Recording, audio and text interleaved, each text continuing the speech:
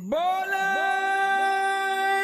सोने हाल सासरी अकाल। सतनाम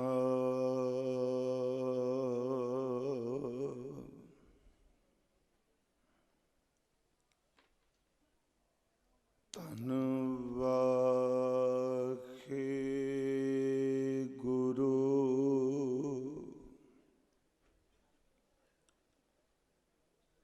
साहिब जियो।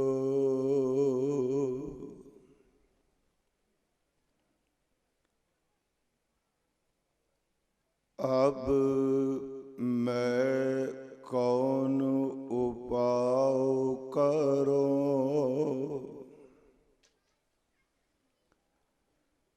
जेह बिद मन को संसा चूकै,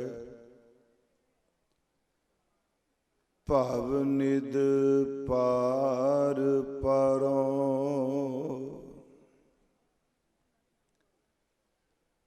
अब मैं कौन उपाय करूं, जेह बिद मन को संसा चूकै, भवनिद पार परों। जन्म पाए कछ भलो न कीनो,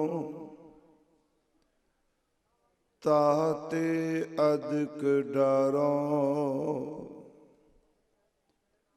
मन बच क्रम हर गुण नहीं गाए, यह जी सोच तरों। गुरमत सुन कछ ज्ञान न उपजियो, पस ज्यों उदर भरों। कहो नानक प्रभ बिरद पछानो, तब हों पतित तारों। दंडोत बंदन अनिक बार, सर्व कला समरथ। डोलन ते राखो प्रभु, नानक दे कर हथ। डोलन ते राखो प्रभु। कौमी शहीद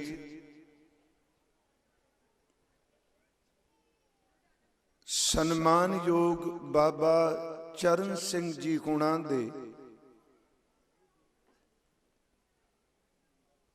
शहादत नूं समर्पित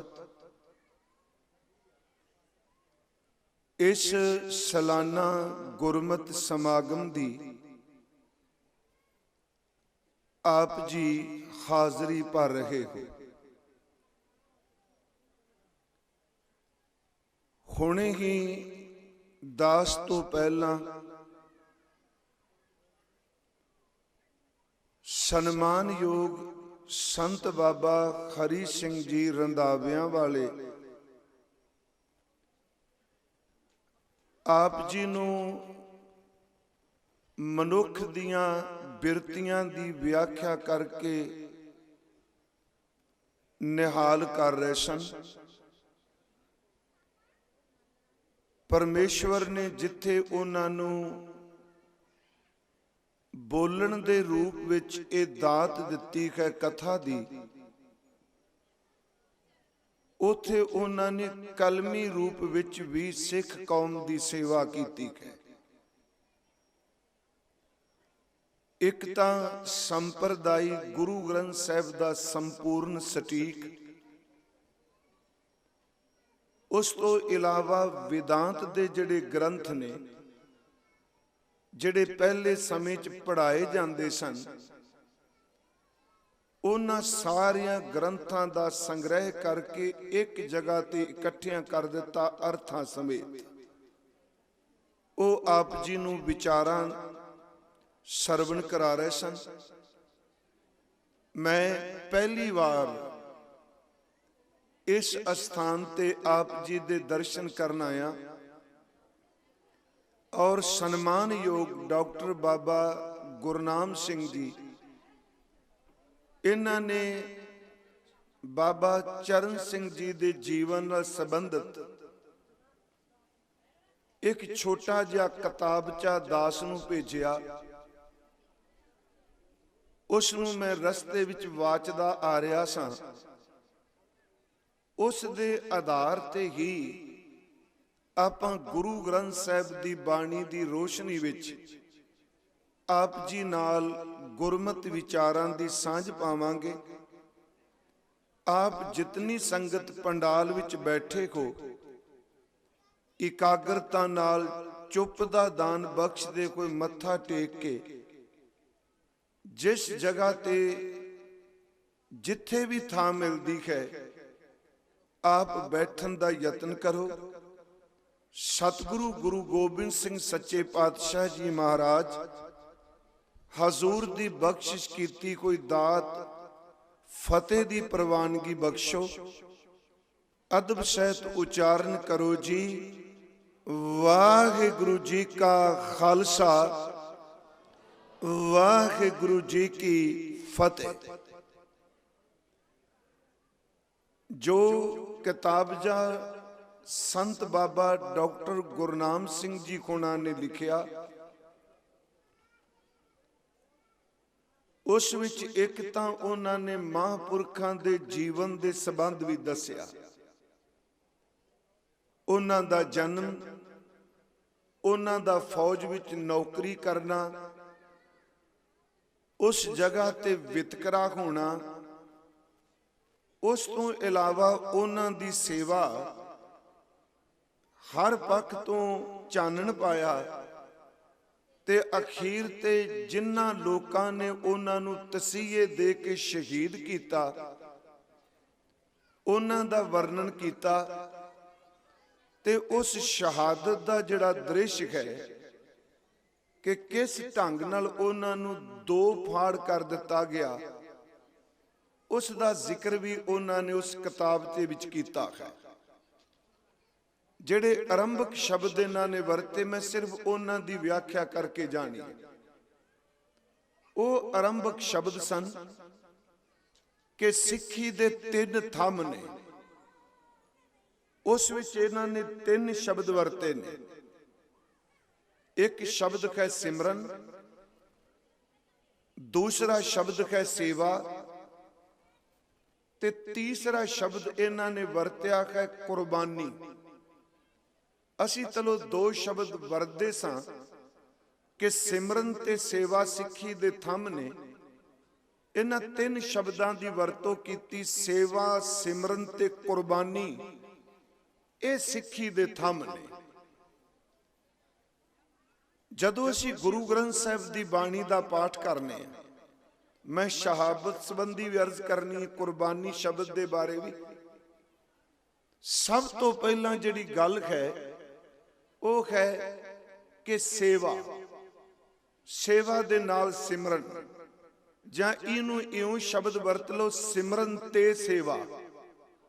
ਉਸ ਤੋਂ ਬਾਅਦ ਲਫ਼ਜ਼ ਹੈ ਕੁਰਬਾਨੀ। ਮੈਂ ਆਪ ਨੂੰ ਬੇਨਤੀ ਕਰਾਂ, ਸ਼੍ਰੀ ਗੁਰੂ ਗ੍ਰੰਥ ਸਾਹਿਬ ਜੀ ਦੀ ਸਮੁੱਚੀ ਬਾਣੀ ਜਿਹੜੀ ਹੈ, ਜਿੰਨੇ ਸ਼ਬਦ ਆਪਾਂ ਦਰਸ਼ਨ ਕਰਨੇ ਆ, ਕਿਸੇ ਵੀ ਮਹਾਂਪੁਰਖ ਦੀ ਬਾਣੀ ਪੜ੍ਹਨੇ ਆ, ਉਹ ਸਾਰੇ ਇੱਕ ਗੱਲ ਤੇ ਜ਼ੋਰ ਦਿੰਦੇ ਪਾਇਆ ਵੀ ਸਿਮਰਨ ਕਰੋ। ਉਸ ਸਿਮਰਨ ਵਾਸਤੇ ਸ਼ਬਦ ਵੱਖਰੇ ਵੱਖਰੇ ਵਰਤੇ। ਕਿਤੇ ਕਿਹਾ ਗਿਆ ਤੁਸੀਂ ਨਾਮ ਜਪੋ, ਕਿਤੇ ਸ਼ਬਦ ਵਰਤਿਆ ਤੁਸੀਂ ਨਾਮ ਨੂੰ ਧਿਆਵੋ, ਕਿਤੇ ਸ਼ਬਦ ਵਰਤਿਆ ਤੁਸੀਂ ਨਾਮ ਦੀ ਆਰਾਧਨਾ ਕਰੋ। ਜੇ ਸਾਰੇ ਸ਼ਬਦਾਂ ਦਾ ਤੱਤ ਭਾਵ ਲੈਣਾ ਹੋਵੇ ਤੇ ਇਹਦਾ ਸਿੱਧਾ ਜਿਹਾ ਅਰਥ ਹੈ ਸਿਮਰਨ। थोड़ी जिस संबंधी बेनती मैं आपनू करनी है, क्योंकि आप बड़े सूझवान बैठे हो। कोई ये नहीं कि मैं बहुत कुछ जानना, ये भी एक सेवा है गुरु दियां सिफतां करनी। जिहड़ा सिमरन दा लफ्जी अर्थ है, क्योंकि हुण साडे भी जिहड़ा सिमरन है ये शब्द जुड़ चुका है परमात्मा दे नाम दे लई। उंज वैसे सिमरन दा लफ्जी अर्थ है याद, चेता, जां किसे गल नूं वार-वार रिपीट करना, उस नूं वार-वार दोहराना। असीं उहदे लई शब्द वरतने सिमरन याद। उंज इस संसार विच कोई इंसान ऐसा नहीं जिस नूं परमात्मा ने सिमरन दी दात नहीं दिती, जां इउं कहां सिमरन नहीं दिता। चलो दात सिमरन तां नाम नाल जुड़ेगी। हुण देखो जिन्ने असीं बैठे हैं, जिन्ने संसार च लोक ने, हर एक दे अंदर किसे ना किसे चीज दा सिमरन जरूर चलदा पिया। वो हो सकदा दुनियावी सिमरन होवे ते दूसरा जिन्हां उपर परमात्मा दी किरपा होवे उन्हां दे अंदर वो सिमरन परमार्थ दा, शब्द दा, गुरु दा चलदा। इस बेनती नूं जी, जे मान लो एक इंसान नूं निरंतर अपने बच्चे दी याद आ रही है, पर वो बच्चा जबान तो बोल नहीं रहा, सिर्फ ओदे ज़हन विच, ओदे चेते विच बच्चा है, ते याद रखियो सिमरन है, पर परमात्मा दी थां ते ओदे अंदर अपने बच्चे दी याद चलदी पई। जे मान लो एक इंसान हमेशा अपनी दौलत नूं याद करी जा रहा है, याद दी ताकत ओदे कोल है, पर नाम दी थां ते सिर्फ ओदे कोल दुनियावी दौलत दी याद ही ओनू है। मेरे कहण तो मुराद कोई बंदा दुनिया च ऐसा नहीं जिन्नू परमात्मा ने चेता नहीं दिता। ये गल वखरी, किसे दे चेते विच संसार है ते किसे दे चेते विच करतार है। चेते तो बिना इस संसार विच कोई भी इंसान नहीं।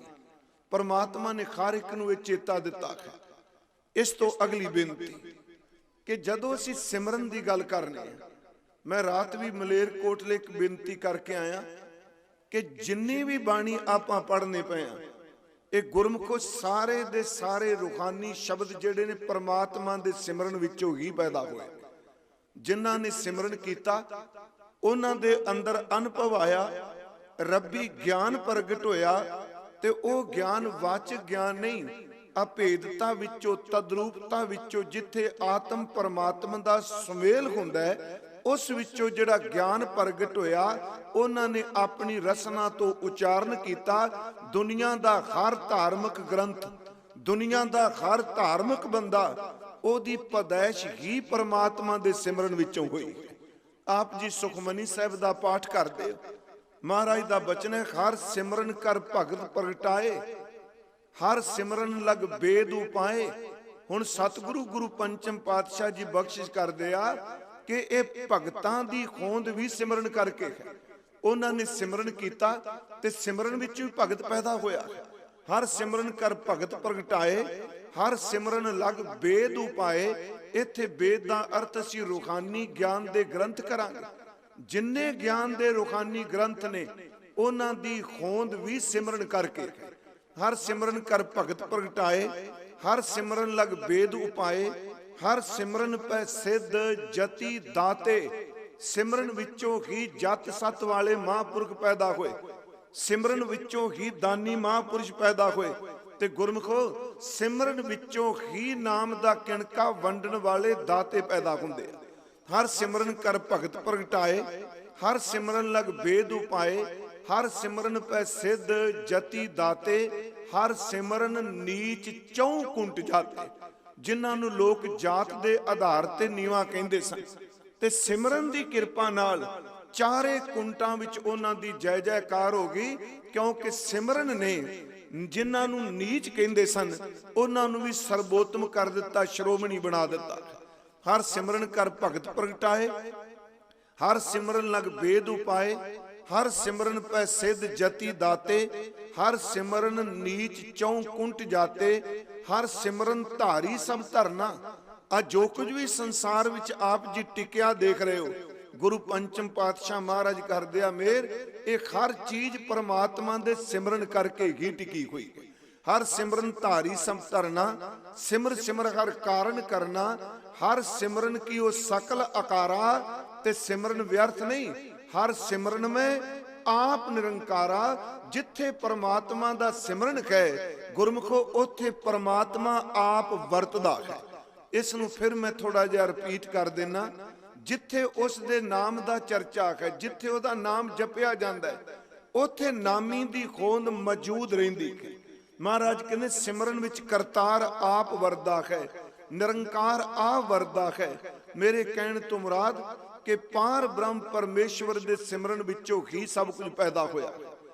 मैं ये रात एक बेनती करके आया, मैं अज रिपीट कर लगा थोड़ा जिसनूं।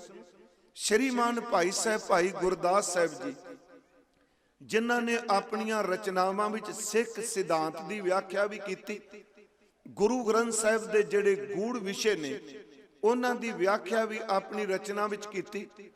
उत्थे भाई साहब ने बहुत ज्यादा जोर जिहड़ा सिख है, गुर सिख है, उस दा जीवन कैसा हुंदा है। जे सच पुछो कि सिखां दी रहत लिखण वाले, सिख जीवन दी मर्यादा लिखण वाले पहले विद्वान जिहड़े ने वो श्रीमान भाई साहब भाई गुरदास जी ने। जे लिख दिया सिख दा जीवन कैसा है, उस विच उन्हां दी रचना विच एक बचन आया, कहंदे ने सतगुरु ने साडे ते महान परोपकार कीता। एक तां असीं शब्द वरतने जिवें सानू बाणा दिता, दसवें पिता जी दा जिक्र भाई बाबा जी कर रहे सन। उन्हां ने रुखानियत दे तौर ते कहा सतगुरां ने अपने सिखां ते परोपकार कीता ते अपने सिखां दे अंदर उन्हां तीन दातां बख्श दित्तियां। पहली वो कहंदे ने गुरु साहब ने सिख नूं ध्यान दी दात दित्ती। दूसरा शब्द वो कहंदे ने सतगुरां ने तरस खा के सिख नूं ज्ञान दी दात दित्ती। तीसरा बचन भाई साहब लिखदे ने सतगुरां ने किरपा कीती ते सिख नूं सिमरन दी दात दित्ती। क्योंकि बाबा जी ने जिहड़े तीन शब्द लिखे ने, डॉक्टर बाबा गुरनाम सिंह जी ने सिमरन, सेवा ते कुर्बानी, वो तीन शब्द इन्ने कमाल दे ने कि जिन्नी मर्जी सारी जिंदगी इन्हां तिन्नां शब्दां दी ही व्याख्या करी। मैं आप नूं बेनती करा, पहली गल कि सिमरन दी दात दित्ती, ज्ञान दिता, ध्यान दिता। उत्थे भाई साहब जी ने तीन जीवां दा जिक्र कीता है। मैं शब्द वरतांगा तीन जीव। वो कहंदे ने सतगुरां ने सानू सिमरन कूंज वर्गा बख्शिया, सतगुरां ने सानू ज्ञान कोयल वर्गा बख्शिया, ते सतगुरां ने किरपा कीती सानू ध्यान जिहड़ा वो कच्छू कुमी वर्गा बख्शिया। मेरी फिर बेनती सुनियो, तिन्ने शब्द बाणी चों ने, ये नहीं कोई आम कोई इन्हां दे जीवां दे नाम लिख दिते। हुण एक एक बचन असीं वेखांगे कि सब तो पहला कि सिमरन कूंज वर्गा दिता। आप सब नूं पता है भी कूंजां अजकल पंजाब दी धरती ते भी आउंदियां ने। ये कूंज सिमरन कूंज वर्गा क्यों किया कि सिख नूं कूंज वर्गा सिमरन दिता। कूंज वर्गा कह रहे हैं पर है सिमरन परमात्मा दा, क्योंकि कूंज जदों उड़ के आउंदी है, सर्दी पैंदी है, आ खरी के पत्तन तुहाडे नजदीक इत्थे तुसीं देखोगे कूंजां आ के इत्थे कुछ महीने टिकणगीਆਂ। जदों कूंज उड़ के आउंदी है, वो अपने बच्चे नाल नहीं लैके आई ते ना इस धरती ते ओने आके आंडे देने ने। वो कूंज रहेगी इत्थे। आ सियाल दे दिनां विच आ साडे पंजाब विच ओने दाना चुनना, चोगा चुगना, पर ओदा बच्चा कोई इत्थे नाल नहीं, कूंज दा बच्चा नहीं। कूंज दे बच्चे जिहड़े ने वो सैकड़े हज़ारां को पिछे ने।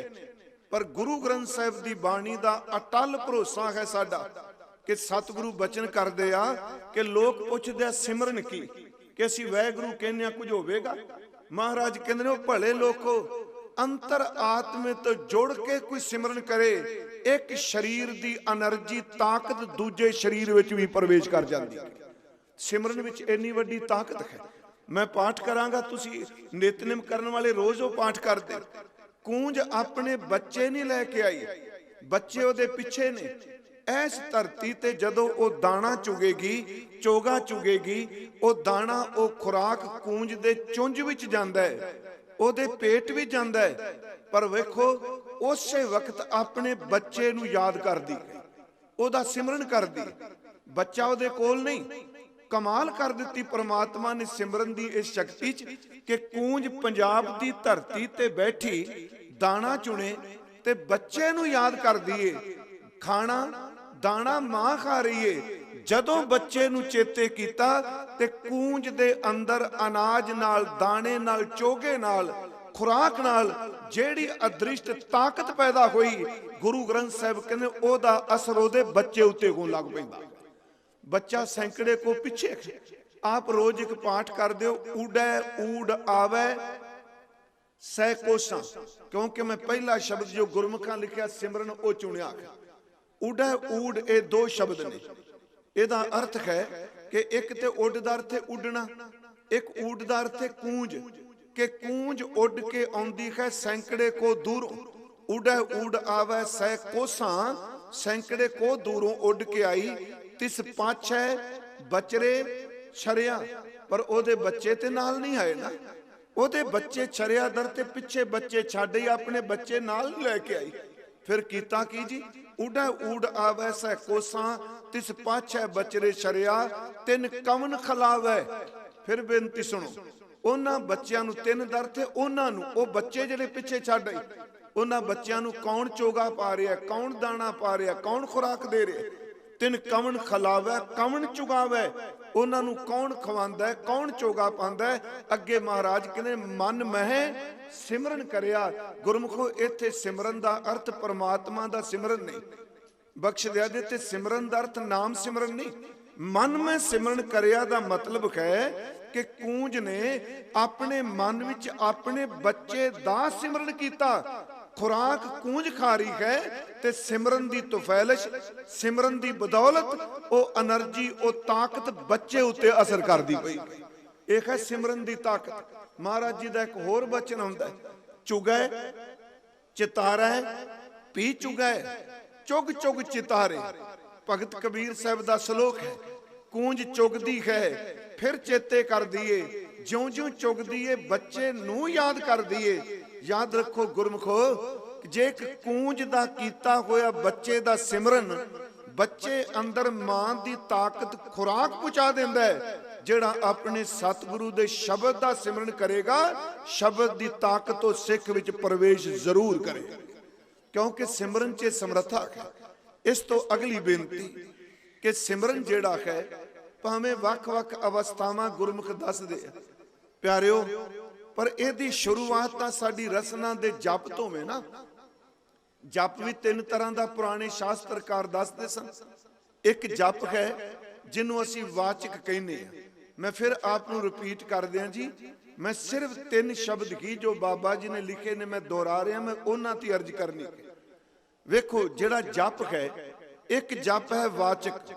ਵਾਚਕ ਦਾ ਅਰਥ ਹੁੰਦਾ ਹੈ ਕਿ ਆਪਣੀ ਜ਼ਬਾਨ ਤੋਂ ਬੋਲੇ ਤੇ ਕੋਲ ਬੈਠੇ ਕੋਈ ਬੰਦੇ ਨੂੰ ਜਿਹੜਾ ਹੈ ਉਹ ਆਵਾਜ਼ ਸੁਣਾਈ ਦੇਵੇ।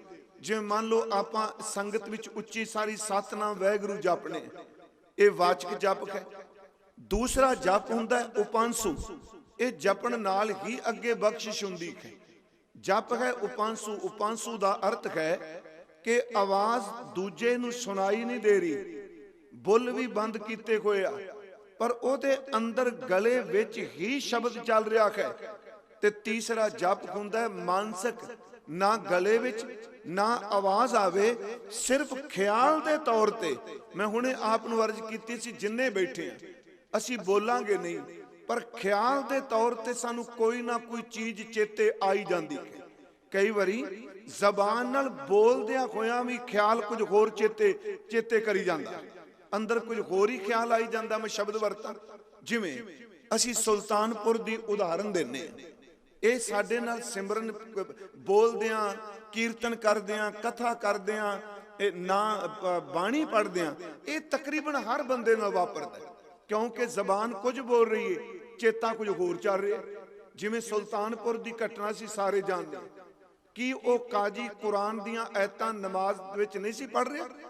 ਜਦੋਂ ਸਤਿਗੁਰੂ ਗਏ ਨੇ ਮਸਜਿਦ ਵਿੱਚ, ਮਸਜਿਦ ਵਿੱਚ ਗਏ ਆ, ਉਹ ਕਾਜੀ ਅੱਗੇ ਬੋਲ ਕੇ ਨਮਾਜ਼ ਪੜ੍ਹਾ ਰਿਹਾ, ਨਮਾਜ਼ ਅਦਾ ਕਰਾ ਰਿਹਾ, ਪਰ ਗੁਰੂ ਸਾਹਿਬ ਉਹਨੂੰ ਵੇਖ ਕੇ ਮੁਸਕਰਾਏ। ਕਿਉਂ? ਕਿਉਂਕਿ ਮਹਾਰਾਜ ਸੱਚੇ ਪਾਤਸ਼ਾਹ ਬਖਸ਼ਿਸ਼ ਕਰਦੇ ਆ ਕਿ ਜ਼ਬਾਨ ਦਾ ਬੋਲ ਤੇ ਅੰਦਰ ਦਾ ਸਿਮਰਨ। ਇਸ ਬੇਨਤੀ ਨੂੰ ਫਿਰ ਸੁਣਿਓ ਕਿ ਅੰਦਰ ਸਿਮਰਨ ਕੁਝ ਹੋਰ ਚੱਲ ਰਿਹਾ, ਯਾਦ ਕਿਸੇ ਦੀ ਚੱਲ ਰਹੀ ਹੈ ਤੇ ਜ਼ਬਾਨ ਤੋਂ ਬੋਲ ਕੁਝ ਰਿਹਾ। ਹੁਣ ਉਹ ਕਾਜੀ ਜਿਹੜਾ ਹੈ ਉਹ ਉੱਚੀ ਆਵਾਜ਼ ਵਿੱਚ ਬੋਲ ਰਿਹਾ ਸੀ, ਦੌਲਤ ਖਾਂ ਪਿੱਛੇ ਬੋਲ ਰਿਹਾ, ਪਰ ਸਤਿਗੁਰੂ ਸੱਚੇ ਪਾਤਸ਼ਾਹ ਵੇਖ ਕੇ ਹੱਸ ਪਏ ਤੇ ਉਸ ਆਪਣੇ ਵੱਲੋਂ ਸੱਚੇ ਵੀ ਨੇ। ਕਾਜੀ ਨਮਾਜ਼ ਤੋਂ ਬਾਅਦ ਕਹਿੰਦਾ, ਦੇਖੋ ਜੀ ਤੁਸੀਂ ਸਾਡੀ ਨਮਾਜ਼ ਦੀ ਤੋਹੀਨ ਕੀਤੀ। ਮਹਾਰਾਜ ਕਹਿੰਦੇ ਮੈਂ ਰੱਬ ਦੇ ਨਾਮ ਦੀ ਕਦੀ ਤੋਹੀਨ ਨਹੀਂ ਕਰਦਾ, ਅਪਮਾਨ ਬੇਅਦਬੀ ਨਹੀਂ ਕਰਦਾ। ਕਹਿਣ ਲੱਗੇ ਤੁਸੀਂ ਸਾਡੇ ਨਾਲ ਨਮਾਜ਼ ਨਹੀਂ ਪੜ੍ਹੀ। ਮਹਾਰਾਜ ਹੱਸ ਕੇ ਕਹਿੰਦੇ ਤੂੰ ਕਿਹੜੀ ਆਪਣੇ ਨਾਲ ਨਮਾਜ਼ ਪੜ੍ਹੀ। ਉਹਨੇ ਕਿਹਾ ਜੀ ਦੇਖੋ ਮੈਂ ਜ਼ਬਾਨ ਤੋਂ ਬੋਲ ਰਿਹਾ ਸਾਂ। ਹਜ਼ੂਰ ਕਹਿੰਦੇ ਜ਼ਬਾਨ ਤੇਰੀ ਕੁਰਾਨ ਦੀਆਂ ਆਇਤਾਂ ਬੋਲ ਰਹੀ ਸੀ, ਅੰਦਰ ਵਾਲਾ ਸਿਮਰਨ ਤੇਰੇ ਘਰ ਵਿੱਚ ਜਿਹੜੀ ਘੋੜੀ ਸੂਈ ਹੈ ਵਿਸ਼ੇਰੀ ਦੇ ਪਿੱਛੇ ਤੁਰਿਆ ਫਿਰਦਾ ਸੀ। ਮੇਰੀ ਫਿਰ ਬੇਨਤੀ ਦਾ ਮਤਲਬ ਕਿ ਕਈ ਵਾਰੀ ਅਸੀਂ ਜ਼ਬਾਨ ਤੋਂ ਬੋਲਨੇ ਆ ਪਰ ਅੰਦਰ ਸਿਮਰਨ ਕੁਝ ਹੋਰ ਚੱਲਦਾ ਹੁੰਦਾ ਹੈ। ਇਹ ਸਿਮਰਨ ਸ਼ਬਦ ਬੜਾ ਡੂੰਘਾ ਹੈ ਕਿ ਸਿਮਰਨ ਦਾ ਮਤਲਬ ਮੂੰਹ ਜੋ ਕਹੇ ਉਹ ਅੰਦਰ ਵੀ ਚੱਲੇ। ਹੁਣ ਉਹ ਕਹਿ ਰਿਹਾ ਸੀ ਜ਼ਬਾਨ ਤੋਂ ਬੋਲ ਰਿਹਾ ਹੈ, ਕੁਰਾਨ ਦੇ ਸ਼ਬਦ ਬੋਲ ਰਿਹਾ ਹੈ, ਪਰ ਚਿੰਤਨ ਜਿਹੜਾ ਹੈ ਉਹਦੇ ਅੰਦਰ ਦਾ ਜਿਹੜਾ ਸਿਮਰਨ ਹੈ ਉਹ ਵਿਸ਼ੇਰੀ ਪਿੱਛੇ। ਇਸ ਮੈਂ ਸਾਖੀ ਸੁਣਾਉਣ ਲਈ ਕੇਵਲ ਇੱਕ ਉਦਾਹਰਨ ਹੈ। ਉਸ ਤੋਂ ਬਾਅਦ ਅਸੀਂ ਦੇਖਨੇ ਹਾਂ ਨਵਾਬ ਦੌਲਤ ਖਾਂ ਅੱਗੇ ਆਉਂਦਾ। ਭਾਵਾਂ ਕਿ ਭਾਈ ਸਾਹਿਬ ਭਾਈ ਗੁਰਦਾਸ ਸਾਹਿਬ ਜੀ ਨੇ ਨਵਾਬ ਦੌਲਤ ਖਾਂ ਨੂੰ ਗੁਰੂ ਨਾਨਕ ਸਾਹਿਬ ਦੇ ਸਿੱਖਾਂ ਦੀ ਸੂਚੀ ਵੀ ਸ਼ਾਮਲ ਕੀਤਾ। ਨਵਾਬ ਦੌਲਤ ਖਾਂ ਦਾ ਨਾਮ ਸਿੱਖਾਂ ਵਿੱਚ ਹੈ। ਭਾਈ ਸਾਹਿਬ ਲਿਖਦੇ ਆ ਕਿ ਦੌਲਤ ਖਾਂ ਲੋਧੀ ਭਲਾ ਹੋਵਾ ਜਿੰਦ ਪੀਰ ਅਬਨਾਸ਼ੀ, ਕਿ ਦੌਲਤ ਖਾਂ ਲੋਧੀ ਜਿਹੜਾ ਨਵਾਬ ਹੈ ਗੁਰੂ ਨਾਨਕ ਸਾਹਿਬ ਦੀ ਕਿਰਪਾ ਨਾਲ ਉਹ ਜਿਉਂਦੇ ਜੀ ਜਿੰਦ ਪੀਰ ਹੋ ਗਿਆ। ਇਹ ਭਾਈ ਸਾਹਿਬ ਨੇ ਲਿਖਿਆ ਕਿ ਉਹ ਗੁਰੂ ਨਾਨਕ ਸਾਹਿਬ ਦੀ ਕਿਰਪਾ ਦਾ ਪਾਤਰ ਬਣਿਆ, ਕਿਉਂਕਿ ਸਾਡੇ ਕੋਲ ਬਾਣੀ ਹੈ। ਮੈਂ ਆਪ ਨੂੰ ਫਿਰ ਬੇਨਤੀ ਕਰਾਂਗਾ, ਹੁਣ ਇੱਕ ਉਦਾਹਰਨ ਹੋਰ ਅਸੀਂ ਲੈ ਲੈਨੇ, ਕਿਉਂਕਿ ਮੈਨੂੰ ਪਤਾ ਸਾਖੀ ਨਾਲ ਗੱਲ ਛੇਤੀ ਸਮਝ ਪੈ ਜਾਣੀ। ਬਾਬਾ ਜੀ ਵੀ ਇਸ ਤਰ੍ਹਾਂ ਇਸ ਢੰਗ ਨਾਲ ਕਥਾ ਕਰ ਰਹੇ ਸਨ। ਮੈਂ ਆਪ ਨੂੰ ਬੇਨਤੀ ਕੀਤੀ ਵੀ ਜ਼ਬਾਨ ਵਿੱਚ ਜੋ ਹੋਵੇ, ਹੁਣ ਮੂੰਹ ਤੋਂ ਹਰੀ ਹਰੀ ਵਾਹਿਗੁਰੂ ਵਾਹਿਗੁਰੂ ਕਹਿੰਦੇ ਆ ਤੇ ਅੰਦਰ ਵਾਲਾ ਸਿਮਰਨ ਕੁਝ ਹੋਰ ਕਰੀ ਜਾਂਦਾ। ਗੁਰੂ ਕਾਲ 'ਚ ਇੱਕ ਨਹੀਂ ਅਨੇਕਾਂ ਘਟਨਾਵਾਂ ਵਾਪਰੀਆਂ। ਗੁਰਮੁਖੋ ਗੁਰੂ ਹਰਗੋਬਿੰਦ ਸਾਹਿਬ ਦੀ ਸ਼ੋਅ ਨਾਲ, ਚਰਨ ਸ਼ੋਅ ਨਾਲ ਤੁਹਾਡਾ ਇਹ ਇਲਾਕਾ ਨਿਵਾਜਿਆ ਹੈ। ਆਪ ਸਭ ਨੂੰ ਪਤਾ ਹੈ ਕਿ ਭਾਈ ਗੋਪਾਲਾ ਜੀ ਜਪਜੀ ਸਾਹਿਬ ਦਾ ਪਾਠ ਕਰ ਰਹੇ ਆ। ਮੇਰੀ ਫਿਰ ਬੇਨਤੀ ਸੁਣਿਓ, ਜਦੋਂ ਅੰਦਰੋਂ ਸਿਮਰਨ ਕੁਝ ਹੋਰ ਚੱਲੇਗਾ ਉਦੋਂ ਬੋਲ ਦਾ ਅਸਰ ਘਟ ਜਾਏਗਾ। ਸਤਿਗੁਰਾਂ ਨੇ ਕਿਹਾ ਕੋਈ ਸ਼ੁੱਧ ਪਾਠ ਸੁਣਾਏ। ਭਾਈ ਗੋਪਾਲਾ ਜੀ ਪਾਠ ਸੁਣਾ ਰਹੇ ਆ ਤੇ ਮਹਾਰਾਜ ਗੁਰੂ ਹਰਗੋਬਿੰਦ ਸਾਹਿਬ ਜਿੱਥੇ ਬੈਠੇ ਆ, ਛਠਮ ਪੀਰ ਸਤਿਗੁਰੂ ਆਪਣੇ ਅਸਥਾਨ ਤੋਂ ਦੂਰ ਹੋਈ ਜਾ ਰਿਹਾ ਕਿ ਇੰਨਾ ਸ਼ੁੱਧ ਪਾਠ ਕਰ ਰਹੇ ਨੇ, ਇਹਨਾਂ ਨੂੰ ਇਹ ਗੱਦੀ ਦੇ ਦਈਏ, ਆਪਣੀ ਥਾਂ ਦੇ ਦਈਏ। ਪਰ ਇੱਕੋ ਦਮ ਪਾਠ ਦੀ ਸਮਾਪਤੀ ਤੋਂ ਬਾਅਦ ਮਹਾਰਾਜ ਫਿਰ ਆਪਣੀ ਜਗ੍ਹਾ ਤੇ ਆ ਗਏ। ਜਿੰਨੇ ਸਰਕੇ ਸਨ ਫਿਰ ਉੱਥੇ ਆ ਗਏ।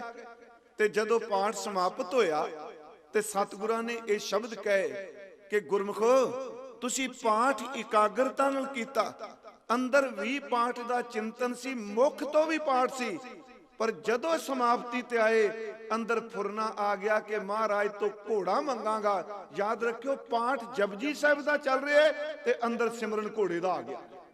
ਹੁਣ ਆ ਬਾਬਾ ਜਿਹੜੀ ਗੱਲ ਕਰਕੇ ਗਏ ਨਾ ਥੋੜੀ ਜੀ, ਮੈਂ ਤਾਂ ਬੇਨਤੀ ਕੀਤੀ ਸਿਮਰਨ ਤੁਰ ਅੰਤਰ ਤੋਂ। ਗੁਰੂ ਸਾਹਿਬ ਦੇ ਬਾਣੀ ਚ ਕਿਹਾ ਸਿਮਰਨ ਕੂੰਜ ਵਰਗਾ, ਕਿਉਂਕਿ ਕੂੰਜ ਆਪਣੇ ਪ੍ਰਾਣਾ ਤੋਂ ਆਪਣੇ ਬੱਚੇ ਨੂੰ ਚੇਤੇ ਕਰ ਰਹੀ। ਮੈਂ ਤੀਸਰੀ ਉਦਾਹਰਨ ਇੱਕ ਹੋਰ ਇਤਿਹਾਸ ਵਿੱਚ ਵੀ ਦੇਣਾ, ਕਿਉਂਕਿ ਅਸੀਂ ਇਹਦਾ ਕੋਈ ਵਿਸਤਾਰ ਨਹੀਂ ਕਰ ਰਹੇ, ਨਾ ਅਸੀਂ ਮਸੀਤ ਵਾਲਾ, ਨਾ ਆ ਸਾਖੀ ਭਾਈ ਗੋਪਾਲਾ ਜੀ ਵਾਲੀ। ਇੱਕ ਉਦਾਹਰਨ ਹੈ ਆਨੰਦਪੁਰ ਸਾਹਿਬ ਦੀ। ਗੱਲ ਚੱਲੀ ਸਿਮਰਨ ਦੀ। ਕਈ ਵਾਰੀ ਕਈ ਬੰਦੇ ਜਿਨ੍ਹਾਂ ਦੇ ਅੰਦਰ ਵਾਹਿਗੁਰੂ ਜੀ ਦੀ ਬਖਸ਼ਿਸ਼ ਹੈ, ਉਹ ਖੇਤਾਂ ਵਿੱਚ ਬੈਠੇ ਵੀ ਗੁਰਦੁਆਰੇ ਬੈਠੇ ਹੁੰਦੇ ਆ। ਇਹ ਲਫ਼ਜ਼ ਧਿਆਨ ਨਾਲ ਬੇਨਤੀ ਸੁਣਿਓ। ਉਹ ਬਾਜ਼ਾਰ 'ਚ ਬੈਠੇ ਵੀ ਗੁਰਦੁਆਰੇ ਹੁੰਦੇ ਆ, ਉਹ ਕਾਰੋਬਾਰ ਵਿੱਚ ਬੈਠੇ ਵੀ ਗੁਰਦੁਆਰੇ ਹੁੰਦੇ ਆ, ਤੇ ਜਿਹਦਾ ਅੰਦਰ ਸਿਮਰਨ ਨਹੀਂ ਚੱਲਦਾ ਪਿਆ, ਖਿਮਾ ਕਰਿਓ, ਉਹ ਗੁਰਦੁਆਰੇ ਬੈਠਾ ਹੋਇਆ ਵੀ ਟਰੈਕਟਰ ਚਲਾਈ ਜਾਂਦਾ, ਉਹ ਗੁਰਦੁਆਰੇ ਬੈਠਾ ਦੁਕਾਨ ਤੇ ਸੌਦਾ ਤੋਲੀ ਜਾਂਦਾ। ਮਹਾਰਾਜ ਗੁਰੂ ਗੋਬਿੰਦ ਸਿੰਘ ਸੱਚੇ ਪਾਤਸ਼ਾਹ ਜੀ ਨੇ ਇਹ ਉਦਾਹਰਨ ਦਿੱਤੀ ਉੱਥੇ ਆਨੰਦਪੁਰ ਸਾਹਿਬ ਦੀ ਘਟਨਾ ਹੈ ਕਿ ਉਸ ਵਕਤ ਮਾਹੌਲ ਬੜਾ ਸੁਖਾਵਾਂ ਸੀ ਤੇ ਸਿੱਖ ਜਿਹੜੇ ਸਨ ਮਹਾਰਾਜ ਦੀ ਹਜ਼ੂਰੀ ਵਿੱਚ ਸੇਵਾ ਲਈ ਪਹਿਰੇਦਾਰ ਨੇ। ਹੁਣ ਪਹਿਰੇਦਾਰ ਨੇ, ਮਾਹੌਲ ਮੈਂ ਕਿਹਾ ਬਿਲਕੁਲ ਸੁਖਾਵਾਂ ਸੀ, ਕੋਈ ਪਹਾੜੀਆਂ ਦਾ, ਕੋਈ ਮੁਗਲਾਂ ਦਾ, ਕਿਸੇ ਦਾ ਕੋਈ ਭੈ ਨਹੀਂ ਸੀ। ਕੋਈ ਹਮਲਾ ਨਹੀਂ ਸੀ ਕਰ ਰਿਹਾ। ਤੇ ਰਾਤ ਨੂੰ ਆਨੰਦਗੜ੍ਹ ਸਾਹਿਬ ਦੇ ਕਿਲੇ ਅੱਗੇ ਸਿੱਖ ਪਹਿਰਾ ਦੇ ਰਹੇ ਆ। ਤੇ ਨੇੜੇ ਪਿੰਡ ਦੇ ਵਿੱਚ ਉਸ ਵਕਤ ਪੁਰਾਣੇ ਸਮੇਂ ਜੀ ਸਾਂਗ ਹੁੰਦੇ ਸਨ। ਇਹਨੂੰ ਇਹ ਨਹੀਂ ਸਮਝਣਾ ਕਿ ਸਿੱਖ ਕਿਸੇ ਗਾਉਣ ਵਾਲੇ ਨੂੰ ਸੁਣ ਚਲੇ ਗਏ। ਅਜੇ ਵੀ ਤੁਸੀਂ ਦੇਖਿਓ ਸਾਡੇ ਹਰਿਆਣੇ ਵਿੱਚ ਨਾ, ਜਿਵੇਂ ਹਰੀਸ਼ ਚੰਦਰ ਦਾ ਸਾਂਗ, ਧਰੂ ਦਾ ਸਾਂਗ, ਪ੍ਰਹਿਲਾਦ ਦਾ ਸਾਂਗ, ਜਿਵੇਂ ਰਾਸ ਲੀਲਾ ਕਰਦੇ ਆ, ਇਸ ਤਰ੍ਹਾਂ ਅਧਿਆਤਮਕ ਜਿਹੜੇ ਲੋਕ ਹੋਏ ਨੇ ਉਹਨਾਂ ਦੇ ਸਾਂਗ ਉਤਾਰੇ ਜਾਂਦੇ ਸਨ ਜਾਂ ਨਾਟਕ ਕੀਤੇ ਜਾਂਦੇ ਸਨ। ਪਹਿਰੇਦਾਰ ਸਿੱਖ ਕਹਿੰਦੇ ਨੇ ਚਲੋ ਆਪਾਂ ਰਾਤ ਨੂੰ ਚੱਲੀਏ, ਅੰਮ੍ਰਿਤ ਵੇਲੇ ਕਿਵਾੜ ਖੁੱਲਣਾ ਤੇ ਆਪਾਂ ਜਾ ਕੇ ਸਾਂਗ ਹੀ ਦੇਖ ਆਈਏ, ਇਤਿਹਾਸ ਦੀ ਘਟਨਾ ਹੈ। ਅੱਧੇ ਕਹਿੰਦੇ ਨੇ ਨਹੀਂ, ਜੇ ਮਹਾਰਾਜ ਸੱਚੇ ਪਾਤਸ਼ਾਹ ਰਾਤ ਨੂੰ ਉੱਠ ਪਏ ਤੇ ਜੇ ਆਵਾਜ਼ ਦਿੱਤੀ ਫਿਰ। ਦੂਜੇ ਕਹਿੰਦੇ ਨਹੀਂ, ਮਹਾਰਾਜ ਨੇ ਅੰਮ੍ਰਿਤ ਵੇਲੇ ਉੱਠਣਾ, ਮਾਹੌਲ ਸੁਖਾਵਾਂ ਹੈ। ਹੁਣ ਉਹ ਦੋ ਹਿੱਸਿਆਂ ਚ ਵੰਡ ਗਏ। ਅੱਧੇ ਤਾਂ ਚਲੇ ਗਏ ਸਾਂਗ ਦੇਖਣ ਤੇ ਅੱਧੇ ਜਿਹੜੇ ਨੇ ਉਹ ਕਿਲੇ ਅੱਗੇ ਬੈਠੇ ਰਹੇ ਪਹਿਰੇ ਤੇ। ਜਦੋਂ ਮਹਾਰਾਜ ਸਵੇਰੇ ਦਰਬਾਰ ਸਜਿਆ ਨਾ ਜੀ, ਤੇ ਕਲਗੀ ਵਾਲੇ ਸੱਚੇ ਪਾਤਸ਼ਾਹ ਆਪ ਜੀ ਤਖਤ ਤੇ ਬਿਰਾਜਮਾਨ ਹੋਏ ਤੇ ਆਵਾਜ਼ ਦਿੱਤੀ, ਰਾਤ ਜਿਹੜੇ ਪਹਿਰੇ ਤੇ ਸਨ ਉਹਨਾਂ ਨੂੰ ਬੁਲਾ ਕੇ ਲਿਆਓ। ਉਹ ਜੀ ਆ ਗਏ। ਜਿਹੜੇ ਸਾਂਗ ਵੇਥਰ ਗਏ ਸਨ ਉਹਨਾਂ ਦਾ ਅੰਦਰ ਡਰੇ ਕਿ ਮਰ ਗਿਆ, ਵੀ ਪਤਾ ਲੱਗ ਗਿਆ। ਕਿਸੇ ਦੱਸ ਦਿੱਤਾ ਵੀ ਰਾਤ ਅਸੀਂ ਇੱਥੇ ਹਾਜ਼ਰ ਨਹੀਂ ਸਾਂ। ਤੇ ਜਿਹੜੇ ਪਹਿਰੇ ਉੱਤੇ ਸਨ ਉਹ ਖੁਸ਼ ਬੜੇ ਸਨ ਜੀ, ਅਸੀਂ ਰਾਤ ਡਿਊਟੀ ਨਿਭਾਈਏ, ਸਾਨੂੰ ਅਸੀਸ ਮਿਲਣੀ ਹੈ। ਜਦੋਂ ਦੋਨੋਂ ਧਿਰਾਂ ਆ ਗਈਆਂ ਤੇ ਮਹਾਰਾਜ ਨੇ ਨਾ ਜੀ ਸਿੰਘਾਸਨ ਤੇ ਬੈਠ ਕੇ ਨਾਲੇ ਖਸ ਪਏ ਤੇ ਨਾਲੇ ਕਹਿਣ ਲੱਗਿਆ, ਜੇ ਰਾਤ ਜਿਹੜੇ ਹਾਜ਼ਰ ਸਨ ਉਹ ਗੈਰ ਹਾਜ਼ਰ ਸਨ, ਜਿਹੜੇ ਗੈਰ ਹਾਜ਼ਰ ਸਨ ਉਹ ਹਾਜ਼ਰ ਸਨ। ਮੈਂ ਤਾਂ ਬੇਨਤੀ ਕੀਤੀ, ਸਿਮਰਨ ਦੀ ਕਹਾਣੀ ਇਹ ਦਾਤਾ ਮਿਹਰ ਕਰੇ। ਅਸੀਂ ਜਪਨੇ ਤਾਂ ਵਾਂ ਕਿ ਅੰਦਰ ਦੀ ਸੁਰ ਬਣ ਜਾਏ। ਹੁਣ ਮਹਾਰਾਜ ਨੇ ਜਦੋਂ ਕਿਹਾ ਵੀ ਜਿਹੜੇ ਹਾਜ਼ਰ ਸਨ ਉਹ ਗੈਰ ਹਾਜ਼ਰ, ਜਿਹੜੇ ਗੈਰ ਹਾਜ਼ਰ ਸਨ ਉਹ ਹਾਜ਼ਰ ਸਨ, ਉਹ ਕਹਿੰਦੇ ਨੇ ਮਹਾਰਾਜ ਅਸੀਂ ਸਮਝੇ ਨਹੀਂ। ਸਤਿਗੁਰਾਂ ਨੇ ਮੁਸਕਰਾ ਕੇ ਫਿਰ ਫਰਮਾਇਆ, ਕਹਿਣ ਲੱਗੇ ਇਹਨਾਂ ਵਿੱਚੋਂ ਅੱਧੇ ਸੱਜਣ ਜਿਹੜੇ ਨੇ ਇਹ ਪਹਿਰੇਦਾਰ ਰਾਤ ਨੂੰ ਸਾਂਗ ਦੇਖਣ ਚਲੇ ਗਏ। ਇਹ ਸਰੀਰਕ ਤੌਰ ਤੇ ਉੱਥੇ ਸਨ ਪਰ ਅੰਦਰ ਵਾਲਾ ਸਿਮਰਨ ਚੱਲਦਾ ਸੀ। ਖਾਏ ਜੇ ਮਹਾਰਾਜ ਉੱਠ ਪਏ, ਖਾਏ ਜੇ ਬੂਆ ਖੁੱਲ ਗਿਆ। ਕਹਿਣ ਲੱਗੇ ਇਹਨਾਂ ਦੀ ਸਰੀਰ ਉੱਥੇ ਖਲੋਤੇ ਸਨ ਤੇ ਚਿੰਤਨ ਵਿੱਚ ਮੈਂ ਚੱਲ ਰਿਹਾ ਸਾਂ, ਤੇ ਜਿਹੜੇ ਪਹਿਰਾ ਦਿੰਦੇ ਪਏ ਸਨ ਉਹ ਕਹਿੰਦੇ ਸਨ ਆਪਾਂ ਵੀ ਚਲੇ ਜਾਂਦੇ ਚੰਗਾ ਹੋਣਾ ਸੀ, ਉਹ ਤੇ ਤਮਾਸ਼ਾ ਵੇਖਦੇ ਅਸੀਂ ਇੱਥੇ ਬੈਠੇ ਹੋਏ ਆ। ਮਹਾਰਾਜ ਜੀ ਨੇ ਉੱਥੇ ਯਾਦ ਰੱਖਿਓ, ਇਹ ਨਿੱਕੀਆਂ ਨਿੱਕੀਆਂ ਸਾਖੀਆਂ ਦੇ ਬੜੇ ਗਹਿਰੇ ਅਰਥ ਸਨ। ਹਜ਼ੂਰ ਕਹਿੰਦੇ ਨੇ ਰਾਤ ਜਿਹੜੇ ਹਾਜ਼ਰ ਸਨ ਉਹ ਗੈਰ ਹਾਜ਼ਰ ਸਨ, ਗੁਰਮੁਖੋ ਜਿਹੜੇ ਗੈਰ ਹਾਜ਼ਰ ਸਨ ਉਹ ਹਾਜ਼ਰ ਸਨ। ਸੱਚੀ ਮੁੱਚੀ ਅੱਜ ਧਰਮ ਸਥਾਨਾਂ ਤੇ ਹੀ ਹੁੰਦਾ ਹੈ। ਹਾਜ਼ਰ ਰਹਿਣ ਵਾਲੇ ਜਿਹੜੇ ਅਸੀਂ ਲੋਕ, ਮੈਂ ਆਪਣੀ ਗੱਲ ਕਰਾਂਗਾ, ਅੱਠੇ ਪੈਰ ਗੁਰਦੁਆਰੇ ਦੁਆਲੇ ਘੁੰਮਣਾ, ਅੱਠੇ ਪੈਰ ਉੱਥੇ ਰਹਿਣਾ, ਸਾਡੀ ਸੁਰਤ ਦੁਨੀਆ ਦੀ ਤਰ੍ਹਾਂ ਗੈਰ ਹਾਜ਼ਰ ਰਹਿੰਦੀ ਹੈ। ਜਿਹੜੇ ਕਈ ਵਾਰੀ ਕਿਰਤ ਕਰਨ ਵਾਲੇ ਸੱਜਣ ਨੇ ਨਾ ਗੁਰਮੁਖੋ, ਸਵੇਰੇ ਸ਼ਾਮ ਹਾਜ਼ਰੀ ਪਰਨ, ਉਹ ਕਿਤੇ ਵੀ ਹੁਣ ਗੁਰੂ ਦੀ ਹਾਜ਼ਰੀ ਵਿੱਚ ਹੀ ਰਹਿੰਦੇ। ਮੇਰੀ ਬੇਨਤੀ ਹੈ ਜੀ, ਪਹਿਲੀ ਗੱਲ ਮੈਂ ਆਪ ਨਾਲ ਸਾਂਝੀ ਕੀਤੀ ਜੀ ਸਿਮਰਨ। ਅਗਲੀ ਗੱਲ, ਇਸ ਤੋਂ ਅਗਲੀ ਬੇਨਤੀ ਜਿਹੜਾ ਜਪ ਹੈ। ਹੁਣ ਦੇਖੋ ਪਹਿਲੀ ਬਾਣੀ ਜਿਹੜੀ ਗੁਰੂ ਗ੍ਰੰਥ ਸਾਹਿਬ ਜੀ ਦੀ ਨਾ ਜੀ, ਉਹਦਾ ਨਾਮ ਹੀ ਜਪ ਜੀ ਸਾਹਿਬ ਹੈ। ਕਿਉਂਕਿ ਜੇ ਜਪ ਕਰਾਂਗੇ ਤੇ ਸਿਮਰਨ ਬਣਨਾ ਹੈ ਨਾ। ਉਂਝ ਵੈਸੇ ਕਈ ਵਾਹਿਗੁਰੂ ਦੇ ਘਰੋਂ ਚ ਧੁਰ ਤੋਂ ਨਿਵਾਜੇ ਹੁੰਦੇ ਆ ਜਿਨ੍ਹਾਂ ਨੂੰ ਜਪ ਤੋਂ ਬਿਨਾ ਵੀ ਅੰਦਰ ਸਿਮਰਨ ਚੱਲਣ ਲੱਗ ਪੈਂਦਾ, ਅੰਦਰ ਨਿਰੰਤਰ ਸ਼ਬਦ ਚੱਲਣ ਲੱਗ ਪੈਂਦਾ, ਪਿਛਲੀ ਕਮਾਈ ਵੀ ਲੈ ਕੇ ਆਏ। ਹੁਣ ਪਹਿਲੀ ਬਾਣੀ ਜਿਹੜੀ ਹੈ ਉਹ ਜਪ ਜੀ ਸਾਹਿਬ ਹੈ। ਉਂਝ ਬਾਣੀ ਦਾ ਨਾਮ ਗੁਰਮੁਖੋ ਪੁਰਾਤਨ ਸਰੂਪ ਜਿਹੜੇ ਗੁਰੂ ਗ੍ਰੰਥ ਸਾਹਿਬ ਦੇ ਨੇ ਨਾ, ਅੱਜ ਕੱਲ ਤਾਂ ਚਲੋ ਕਈ ਵਾਰੀ ਛਪਾਈ ਵੱਲ ਧਿਆਨ ਨਹੀਂ ਕਈ ਸੱਜਣ ਦਿੰਦੇ। ਪੁਰਾਣੇ ਸਰੂਪ ਜਿਹੜੇ ਹੱਥ ਲਿਖਤ ਨੇ ਉਸ ਥਾਂ ਤੇ ਤਤਕਰੇ ਵਿੱਚ ਇਸ ਬਾਣੀ ਦਾ ਨਾਮ ਲਿਖਿਆ ਜਪ ਨੀਸਾਨ। ਜਪ ਨੀਸਾਨ ਹੈ। ਜਦੋਂ ਆਪਾਂ ਹੁਣ ਦਰਸ਼ਨ ਕਰਨੇ ਆ ਆਮ ਤੌਰ ਤੇ ਅਸੀਂ ਸ਼ਬਦ ਕਹਿੰਦੇ ਆ ਜਪ ਜੀ ਸਾਹਿਬ। ਜੀ ਸਾਹਿਬ ਲਫ਼ਜ਼ ਅਸੀਂ ਆਪਣੇ ਕੋਲੋਂ ਲਾਨੇ, ਕਿਉਂਕਿ ਉੱਥੇ ਲਿਖਿਆ ਨਹੀਂ ਜੀ ਸਾਹਿਬ, ਉੱਥੇ ਸਿਰਫ ਹੈ ਜਪ। ਬਾਣੀ ਦੀ ਆਰੰਭਤਾ ਜਪ, ਅਸੀਂ ਕਹਿੰਦੇ ਜਪ ਜੀ ਸਾਹਿਬ। ਜੀ ਸਾਹਿਬ ਅਸੀਂ ਸਨਮਾਨ ਵਜੋਂ ਲਾਨੇ। ਬਾਣੀ ਹੈ ਸੁਖਮਨੀ ਤੇ ਅਸੀਂ ਕਹਿੰਦੇ ਸੁਖਮਨੀ ਸਾਹਿਬ। ਸਾਹਿਬ ਲਫ਼ਜ਼ ਅਸੀਂ ਆਪਣੇ ਕੋਲੋਂ ਲਾਇਆ। ਬਾਣੀ ਹੈ ਆਨੰਦ, ਅਸੀਂ ਕਹਿੰਦੇ ਆਨੰਦ ਸਾਹਿਬ ਦਾ ਪਾਠ ਕਰ ਦਿਓ ਬਾਬਾ ਜੀ। ਤੇ ਸਾਹਿਬ ਲਫ਼ਜ਼ ਜਿਹੜਾ ਹੈ ਅਸੀਂ ਸਤਕਾਰ ਵਜੋਂ ਲਾਨੇ ਆ। ਸਾਹਿਬ ਲਫ਼ਜ਼ ਪਰਸ਼ੀਅਨ ਦਾ ਲਫ਼ਜ਼ ਹੈ, ਫਾਰਸੀ ਦਾ ਲਫ਼ਜ਼ ਹੈ। ਸਾਹਿਬ ਦਾ ਅਰਥ ਹੈ ਕਿ ਸਤਕਾਰ ਵਜੋਂ ਮਾਲਕ ਜਿਹਨੂੰ ਆਪਾਂ ਕਹਿੰਦੇ। ਮੈਂ ਆਪ ਨੂੰ ਥੋੜੀ ਜਿਹੀ ਬੇਨਤੀ ਇੱਕ ਹੋਰ ਕਿ ਜਪ ਸਾਡੇ ਵਿਦਵਾਨ ਕਹਿੰਦੇ ਨੇ ਬਾਣੀ ਦਾ ਨਾਮ ਹੈ। ਕੁਝ ਗੁਰਮੁਖ ਕਹਿੰਦੇ ਆ ਜਪ ਜਿਹੜੀ ਕਿਰਿਆ ਹੈ। ਚਲੋ ਇਸ ਮਸਲੇ 'ਚ ਨਹੀਂ ਸੀ ਪੈਣਾ, ਗੁਰਮੁਖ ਪਿਆਰੇ ਆਏ ਬੈਠੇ ਸਾਰੇ ਸਮਝਦੇ ਆ। ਕੁਝ ਕਹਿੰਦੇ ਜਪ ਬਾਣੀ ਦਾ ਨਾਮ ਹੈ, ਕੁਝ ਕਹਿੰਦੇ ਜਪ ਕਿਰਿਆ ਹੈ। ਇਹਦਾ ਮਤਲਬ ਕਿ ਜਪੋ।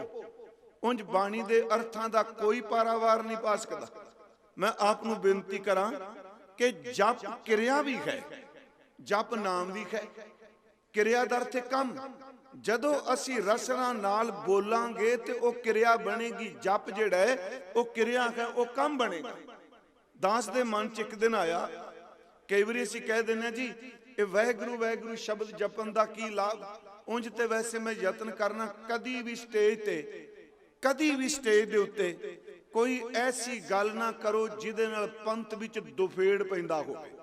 ਮੇਰੀ ਹੱਥ ਜੋੜ ਕੇ ਬੇਨਤੀ, ਆਪੋ ਆਪਣੀ ਬਿਰਤੀ ਹੁੰਦੀ ਹੈ, ਗੁਣਾਂ ਦੀ ਸਾਂਝ ਲੈ ਕੇ ਚੱਲੀਏ। ਕਈ ਵਾਰੀ ਕਈ ਸੱਜਣ ਕਹਿੰਦੇ ਆ ਤੁਸੀਂ ਵਾਹਿਗੁਰੂ ਕਹਿ ਰਹੇ ਹੋ ਜਾਂ ਸ਼ਬਦ ਜਪ ਰਹੇ ਹੋ, ਇਹਦਾ ਕੀ ਫਾਇਦਾ?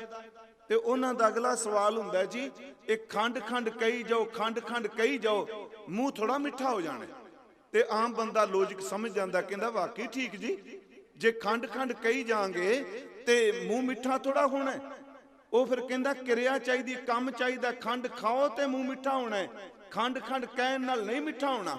ਮੈਂ ਸਹਿਮਤ ਹਾਂ ਇਸ ਗੱਲ ਨਾਲ ਗੁਰਮੁਖੋ, ਖੰਡ ਖੰਡ ਕਹਿਣ ਨਾਲ ਮੂੰਹ ਮਿੱਠਾ ਨਹੀਂ ਹੁੰਦਾ।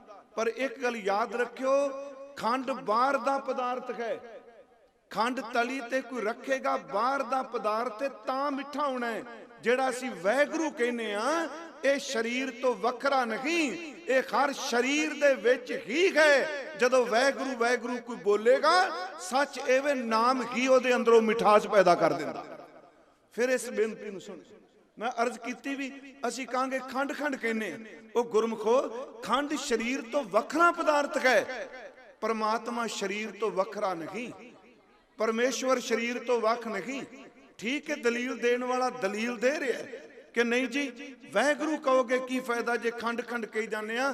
ਮੈਂ ਫਿਰ ਬੇਨਤੀ ਕਰਾਂਗਾ, ਖੰਡ ਤੇ ਸਰੀਰ ਦਾ ਕੀ ਤਲੁਕਾਤ? ਖੰਡ ਦੀ ਤਸਵੀਰ ਵੱਖਰੀ ਹੈ, ਸਰੀਰ ਤੋਂ ਬਾਹਰ ਹੈ।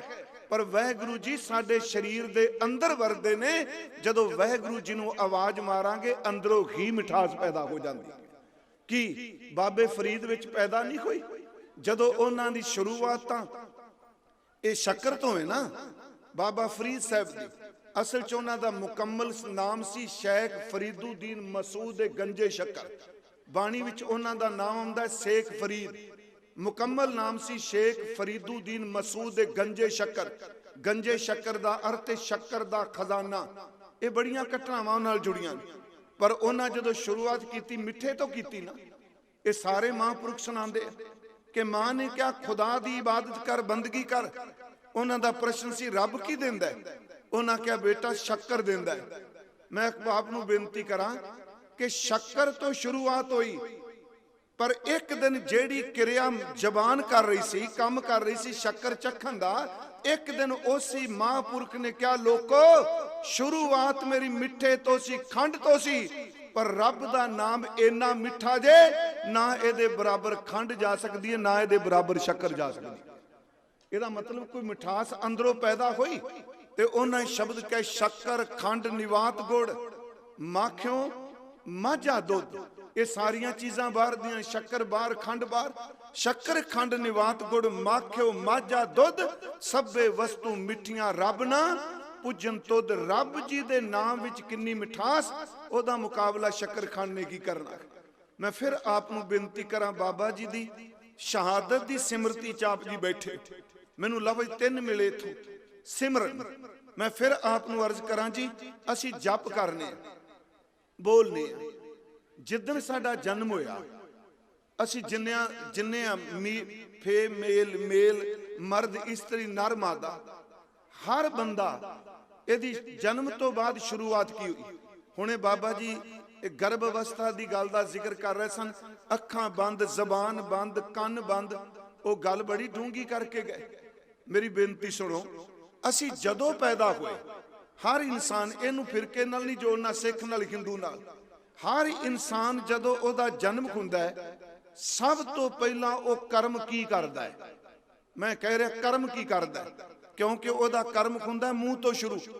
ਬੱਚੇ ਦਾ ਜਨਮ ਹੋਇਆ, ਉਹਦੇ ਹੱਥ ਨੇ, ਡਾਕਟਰ ਕਹਿੰਦਾ ਬਿਲਕੁਲ ਹੱਥ ਠੀਕ ਨੇ, ਪਰ ਹੱਥਾਂ ਵਿੱਚ ਪਕੜ ਨਹੀਂ ਅਜੇ। ਪੈਰ ਹੈਣ ਪਰ ਚੱਲਣ ਦੀ ਤਾਕਤ ਨਹੀਂ, ਅੱਖਾਂ ਹੈਣ ਪਰ ਅਜੇ ਚਿਹਰਿਆਂ ਦੀ ਪਹਿਚਾਨ ਨਹੀਂ। ਸਭ ਤੋਂ ਪਹਿਲਾਂ ਇਨਸਾਨ ਕਰਮ ਕੀ ਕਰਦਾ? ਸਭ ਤੋਂ ਪਹਿਲਾਂ ਅਸੀਂ ਸਾਰੇ ਕਰਕੇ ਆਏ। ਅੱਜ ਵੀ ਘਰ ਬੱਚੇ ਜਨਮ ਲੈਂਦੇ ਆ, ਪਹਿਲਾ ਕਰਮ ਕੀ ਕੀਤਾ? ਕਿਸੇ ਨੇ ਸਿਖਾਇਆ ਵੀ ਨਹੀਂ। ਇੱਥੇ ਦੇਖੋ, ਜਿਉਂ-ਜਿਉਂ ਬੱਚੇ ਦਾ ਵਿਕਾਸ ਹੁੰਦਾ ਹੈ, ਉਹਨੂੰ ਅੱਖਰਾਂ ਦੀ ਤਾਲੀਮ ਦਿੰਦੇ ਆ, ਉਹਨੂੰ ਪੜ੍ਹਾਈ ਦਿੰਦੇ ਆ, ਰਿਸ਼ਤੇ ਦੱਸਦੇ ਆ, ਪਰ ਉਹ ਤਾਂ ਮਾਂ ਨੇ ਵੀ ਨਹੀਂ ਦੱਸਿਆ, ਉਹ ਵੈਦ ਨੇ, ਕਿਸੇ ਡਾਕਟਰ ਨੇ ਵੀ ਦੱਸਿਆ। ਜਦੋਂ ਬੱਚੇ ਦਾ ਜਨਮ ਹੋਇਆ, ਗੁਰਮਖੋ, 1 ਘੰਟੇ ਦਾ ਬੱਚਾ, ਅੱਧੇ ਘੰਟੇ ਦਾ ਬੱਚਾ ਤੰਦਰੁਸਤ, ਉਹਦੇ ਅੰਦਰ ਭੁੱਖ ਪੈਦਾ ਹੋਈ, ਉਹ ਰੋਣ ਲੱਗਾ। ਮਾਂ ਨੇ ਆਪਣੇ ਸੀਨੇ ਨਾਲ ਲਾ ਲਿਆ, ਤੇ ਮਾਂ ਦਾ ਵੀ ਪਹਿਲਾ ਬੱਚਾ ਹੈ, ਉਹਦੀ ਪ੍ਰੈਕਟਿਸ ਕੋਈ ਨਹੀਂ ਕਿ ਬੱਚੇ ਨੂੰ ਦੁੱਧ ਕਿਵੇਂ ਪਿਆਣਾ। ਮੇਰੀ ਅਰਜ਼ ਹੈ ਕਿ ਜਪ 'ਚ ਬੜੀ ਵੱਡੀ ਤਾਕਤ ਹੈ। ਮਾਂ ਨੇ ਆਪਣੇ ਬੱਚੇ ਨੂੰ ਸੀਨੇ ਨਾਲ ਲਾਇਆ। 1 ਘੰਟੇ ਦਾ ਬੱਚਾ, ਕਿਸੇ ਤਾਲੀਮ ਨਹੀਂ ਦਿੱਤੀ ਕਿ 6 ਮਹੀਨੇ ਬਾਅਦ ਕੋਰਸ ਕਰਾ ਕੇ ਦੱਸਾਂਗੇ ਮਾਂ ਦਾ ਦੁੱਧ ਕਿਵੇਂ ਪੀਣਾ ਹੈ। ਭੁੱਖ ਪੈਦਾ ਹੋਈ, ਬੱਚਾ ਆਪਣੇ ਆਪ ਮੂੰਹ ਨਾਲ ਦੁੱਧ ਚੁੰਗਣ ਲੱਗ ਪਿਆ। ਗੁਰਮੁਖੋ ਯਾਦ ਰੱਖਿਓ, ਭੁੱਖ ਪੈਦਾ ਹੋਵੇ, ਦੁੱਧ ਚੁੰਗਣ ਦੀ ਯਾਚ ਆ ਜਾਂਦੀ ਏ, ਅੰਦਰ ਰੱਬ ਨੂੰ ਮਿਲਣ ਦੀ ਭੁੱਖ ਪੈਦਾ ਹੋ ਜਾਏ ਤੇ ਜਪਣ ਦੀ ਵੀ ਜਾਚ ਆ ਜਾਂਦੀ ਹੈ। ਬੰਦਾ ਤਰਕੀ ਉਦੋਂ ਕਰਦਾ ਜਦੋਂ ਭੁੱਖ ਨਾ ਹੋਵੇ, ਤੇ ਥਾਲੀ ਨੂੰ ਟੁੱਡੇ ਮਾਰਦਾ।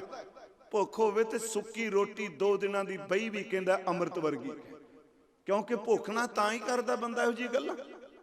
ਭੁੱਖ ਨਾਲ ਬੱਚਾ ਦੁੱਧ ਚੁੰਗਣ ਲੱਗ ਪੈਂਦਾ। ਅਗਲੀ ਗੱਲ ਮੈਂ ਬੜੀ ਸਿੱਧੀ ਜੀ, ਕਿਉਂਕਿ ਅੱਜ ਕੱਲ ਕਹਿੰਦੇ ਆ ਨਾ ਜੀ, ਪਹਿਲਾਂ ਬਾਣੀ ਦੇ ਅਰਥ ਸਮਝੋ ਓਏ, ਫਿਰ ਤੁਹਾਨੂੰ ਗੁਰਮਤਿ ਦੀ ਸਮਝ ਪੈਣੀ ਹੈ। ਅਰਥ ਬੜੀ ਚੰਗੀ ਗੱਲ ਹੈ, ਸਮਝੋ।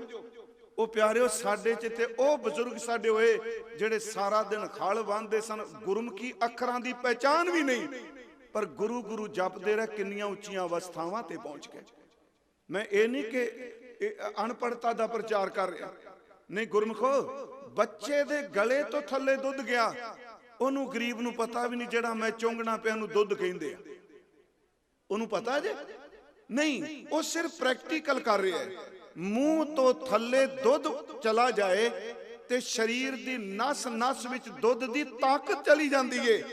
ਗੁਰਮੁਖੋ, ਜਦੋਂ ਜ਼ਬਾਨ ਤੋਂ ਜਪਣਾ ਸ਼ੁਰੂ ਕਰ ਦਈਏ ਤੇ ਅਰਦਾਸ ਕਰੀਏ, ਪ੍ਰਸਾਦ ਹੋ ਜਾਏ, ਉਹਦੀ ਕਿਰਪਾ ਹੋ ਜਾਏ, ਤੇ ਸਰੀਰ ਦੇ ਰੋਮ ਰੋਮ ਵਿੱਚ ਗੁਰੂ ਦਾ ਨਾਮ ਵਸ ਜਾਂਦਾ ਹੈ। ਇਹ ਦੁਨਿਆਵੀ ਇੱਕ ਉਦਾਹਰਨ ਹੈ। ਮੈਂ ਆਪ ਨੂੰ ਬੇਨਤੀ ਕੀਤੀ ਜੀ, ਪਹਿਲੀ ਗੱਲ ਸਿਮਰਨ ਦੀ।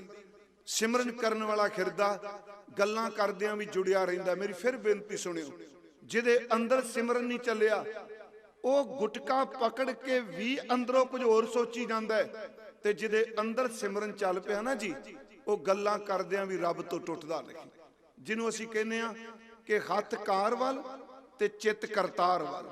ਇਹਨੂੰ ਗੁਰੂ ਗ੍ਰੰਥ ਸਾਹਿਬ ਦੀ ਬਾਣੀ 'ਚ ਕਬੀਰ ਸਾਹਿਬ ਨੇ ਇੱਕ ਸੰਵਾਦ ਦਿੱਤਾ ਹੈ, ਆ 2 ਸ਼ਲੋਕਾਂ ਵਿੱਚ, ਜ਼ਿਆਦਾ ਡਿਟੇਲ 'ਚ ਨਹੀਂ। ਨਾਮਾ ਮਾਇਆ ਮੋਹਿਆ ਕਹੇ ਤਲੋਚਨ ਮੀਤ, ਇਹ ਹੈ ਸਿਮਰਨ। ਕਿ ਉਹ ਕੰਮ ਕੀ ਕਰ ਰਹੇ ਨੇ? ਨਾਮਦੇਵ ਜੀ ਨੂੰ ਤਰਲੋਚਨ ਕਹਿ ਰਹੇ ਨੇ, ਤੈਨੂੰ ਮਾਇਆ ਨੇ ਠੱਗ ਲਿਆ। ਤੇ ਸਾਡੀ ਮੁਸ਼ਕਲ ਇਹ ਵੇ, ਜੇ ਮੰਨ ਲਓ ਕੋਈ ਕਿਰਤੀ ਬੰਦਾ, ਖਾਲਵਾਨ ਦਾ ਕੋਈ ਕੰਮ ਕਰਦਾ, ਅਸੀਂ ਕਹਿੰਦੇ ਆ ਇਹ ਕਿਤੇ ਸਿਮਰਨ ਕਰਦਾ, ਸਾਰਾ ਦਿਨ ਤੇ ਕੰਮ 'ਚ ਹੀ। ਇਹਦਾ ਮਤਲਬ ਇਹ ਨਹੀਂ ਕਿ ਕੰਮ ਕਰ ਰਿਹਾ ਤੇ ਉਹਦੇ ਅੰਦਰ ਸਿਮਰਨ ਨਹੀਂ ਚੱਲ ਰਿਹਾ। ਨਾਮਦੇਵ ਦੀ ਕਿਰਤ ਨੂੰ ਦੇਖ ਕੇ ਤਰਲੋਚਨ ਨੇ ਕਹਿ ਦਿੱਤਾ ਕਿ ਤੁਹਾਨੂੰ ਮਾਇਆ ਨੇ ਠੱਗ ਲਿਆ। ਨਾਮਾ ਮਾਇਆ ਮੋਇਆ ਕਹਿ ਤਲੋਚਨ ਮੀਤ, ਕਾਏ ਛੀਪੋ ਛੈਲੋ ਰਾਮ, ਕਾਏ ਛੀਪੋ ਛੈਲੇ ਰਾਮ ਨਾ ਲਾਵੋ ਚੀਤ। ਅੱਗੋਂ ਫਿਰ ਉੱਤਰ ਦਿੰਦੇ ਨੇ, ਨਾਮਾ ਕਹਿ ਤਲੋਚਨਾ ਮੁਖ ਤੇ ਰਾਮ ਸੰਭਾਲ, ਹਾਥ ਪਾਉ ਕਰ ਕਾਮ ਸਭ ਚੀਤ। ਨਿਰੰਜਨ ਨਾਲ ਗੁਰਮੁਖੋ ਸਿਮਰਨ ਦਾ ਅਰਥ ਆਪਣਾ ਚਿੱਤ ਉਸ ਪਰਮਾਤਮਾ ਨਾਲ ਜੁੜ ਜਾਏ। ਮੈਂ ਜ਼ਿਆਦਾ ਡਿਟੇਲ 'ਚ ਨਹੀਂ, ਜਪਾਂਗੇ ਤੇ ਬੇਨਤੀ ਕਰਾਂਗੇ, ਅੰਦਰ ਸਿਮਰਨ ਚੱਲਣ ਲੱਗ ਪਏ। ਜਦੋਂ ਫਿਰ ਬੇਨਤੀ, ਅਭਿਆਸ ਤੇ ਕਰਨਾ, ਪਰ ਅਭਿਆਸ ਆਖਰੀ ਹੱਲ ਨਹੀਂ, ਉਹਦੀ ਕਿਰਪਾ ਹੋਣੀ ਬਹੁਤ ਜ਼ਰੂਰੀ ਹੈ। ਕਿਰਪਾ ਤੋਂ ਬਿਨਾ ਅੰਦਰ ਸਿਮਰਨ ਚੱਲਦੇ ਨਹੀਂ। ਸੇ ਸਿਮਰੈ ਜਿਨ ਆਪ ਸਿਮਰਾਏ, ਵੈਗੁਰੂ ਸਿਮਰਨ ਵੀ ਉਹ ਕਰਦੇ ਨੇ ਜਿਹਦੇ ਤੇ ਤੇਰੀ ਮਿਹਰ ਹੁੰਦੀ ਹੈ। ਬਾਬਾ ਜੀ ਨੇ, ਡਾਕਟਰ ਗੁਰਨਾਮ ਸਿੰਘ ਜੀ ਨੇ ਪਹਿਲਾ ਸ਼ਬਦ ਲਿਖਿਆ ਜੀ ਆ ਸਿਮਰਨ ਬਾਰੇ। ਦੂਜਾ ਇਹਨਾਂ ਲਫ਼ਜ਼ ਵਰਤਿਆ ਹੈ ਸੇਵਾ। ਕਿਉਂਕਿ ਮੈਂ ਇੱਕੋ ਹੀ ਨੁਕਤਾ ਲਿਆ ਵਿੱਚੋਂ ਇਹਦੇ, ਹਾਲਾਂਕਿ ਉਸ ਕਿਤਾਬ ਚੋਂ ਬਹੁਤ ਕੁਝ ਕੱਢਿਆ ਜਾ ਸਕਦਾ ਹੈ। ਸੇਵਾ ਕੀ ਹੈ? ਹੁਣ ਸੇਵਾ ਏਡਾ ਕਮਾਲ ਦਾ ਸ਼ਬਦ ਹੈ, ਕਿਉਂਕਿ ਸਿੱਖੀ ਦੇ ਬੜੇ ਸ਼ਬਦ ਜਿਹੜੇ ਨੇ ਸਿਧਾਂਤਕ ਨੇ, ਜਿਹੜੇ ਬਾਹਰਮੁਖੀ ਕਰਮ ਨੇ ਨਾ, ਉਹਨਾਂ ਦੇ ਰੂਹਾਨੀ ਅਰਥ ਬਹੁਤ ਨੇ। ਕਈ ਵਾਰੀ ਬੰਦੇ ਨਹੀਂ ਸਮਝਦੇ, ਉਹ ਆਪਣੇ ਢੰਗ ਨਾਲ ਵਿਆਖਿਆ ਕਰਦੇ ਨੇ। ਸੇਵਾ ਇੱਕ ਬੇਨਤੀ ਹੈ, ਸੇਵਾ ਕਰਮ ਹੈ ਕਿ ਸੇਵਾ ਆਚਰਣ ਹੈ? ਮੈਂ ਇੱਥੋਂ ਫਿਰ ਦੁਬਾਰਾ ਬੇਨਤੀ ਕਰਾਂਗਾ, ਸੇਵਾ कर्म है कि सेवा आचरण है? गुरमुखो ये कर्म भी है ते केवल कर्म नहीं, इस कर्म दे विचों एक आचरण निकलना। इस नुकते नूं थोड़ा जिहा ध्यान नाल मेरी बेनती नूं सुणिओ। कर्म की है? एक इंसान मान लो गुरुद्वारा साहिब झाड़ू ला रहा है, किते मंदिर विच मस्जिद विच धर्म स्थान ते, कल्ला धर्म स्थान ते नहीं, परमात्मा नूं समर्पित हो के जे सड़क ते लंघदे कोई लोकां दे रस्ते विच कंडे खिलरे ने, जिवें गुरुद्वारे चुक रहा, जे उत्थों भी चुकदा हैगा, वो भी सेवा बन जाएगी। फिर बेनती है, हुण सेवा कर्म में झाड़ू ला रहा है ते साडी मुश्किल इत्थे खड़ी हो जाती। देखो जी, जे यही आखिरी मंजिल है, जमादार तां रोज झाड़ू लांदे ने, वो ब्रह्म ज्ञानी क्यों ना बन गए? ते जिहड़ा विचारा करदा वो भी कहंदा छड्डो पड़ो, झाड़ू ज्ञानी कह गया।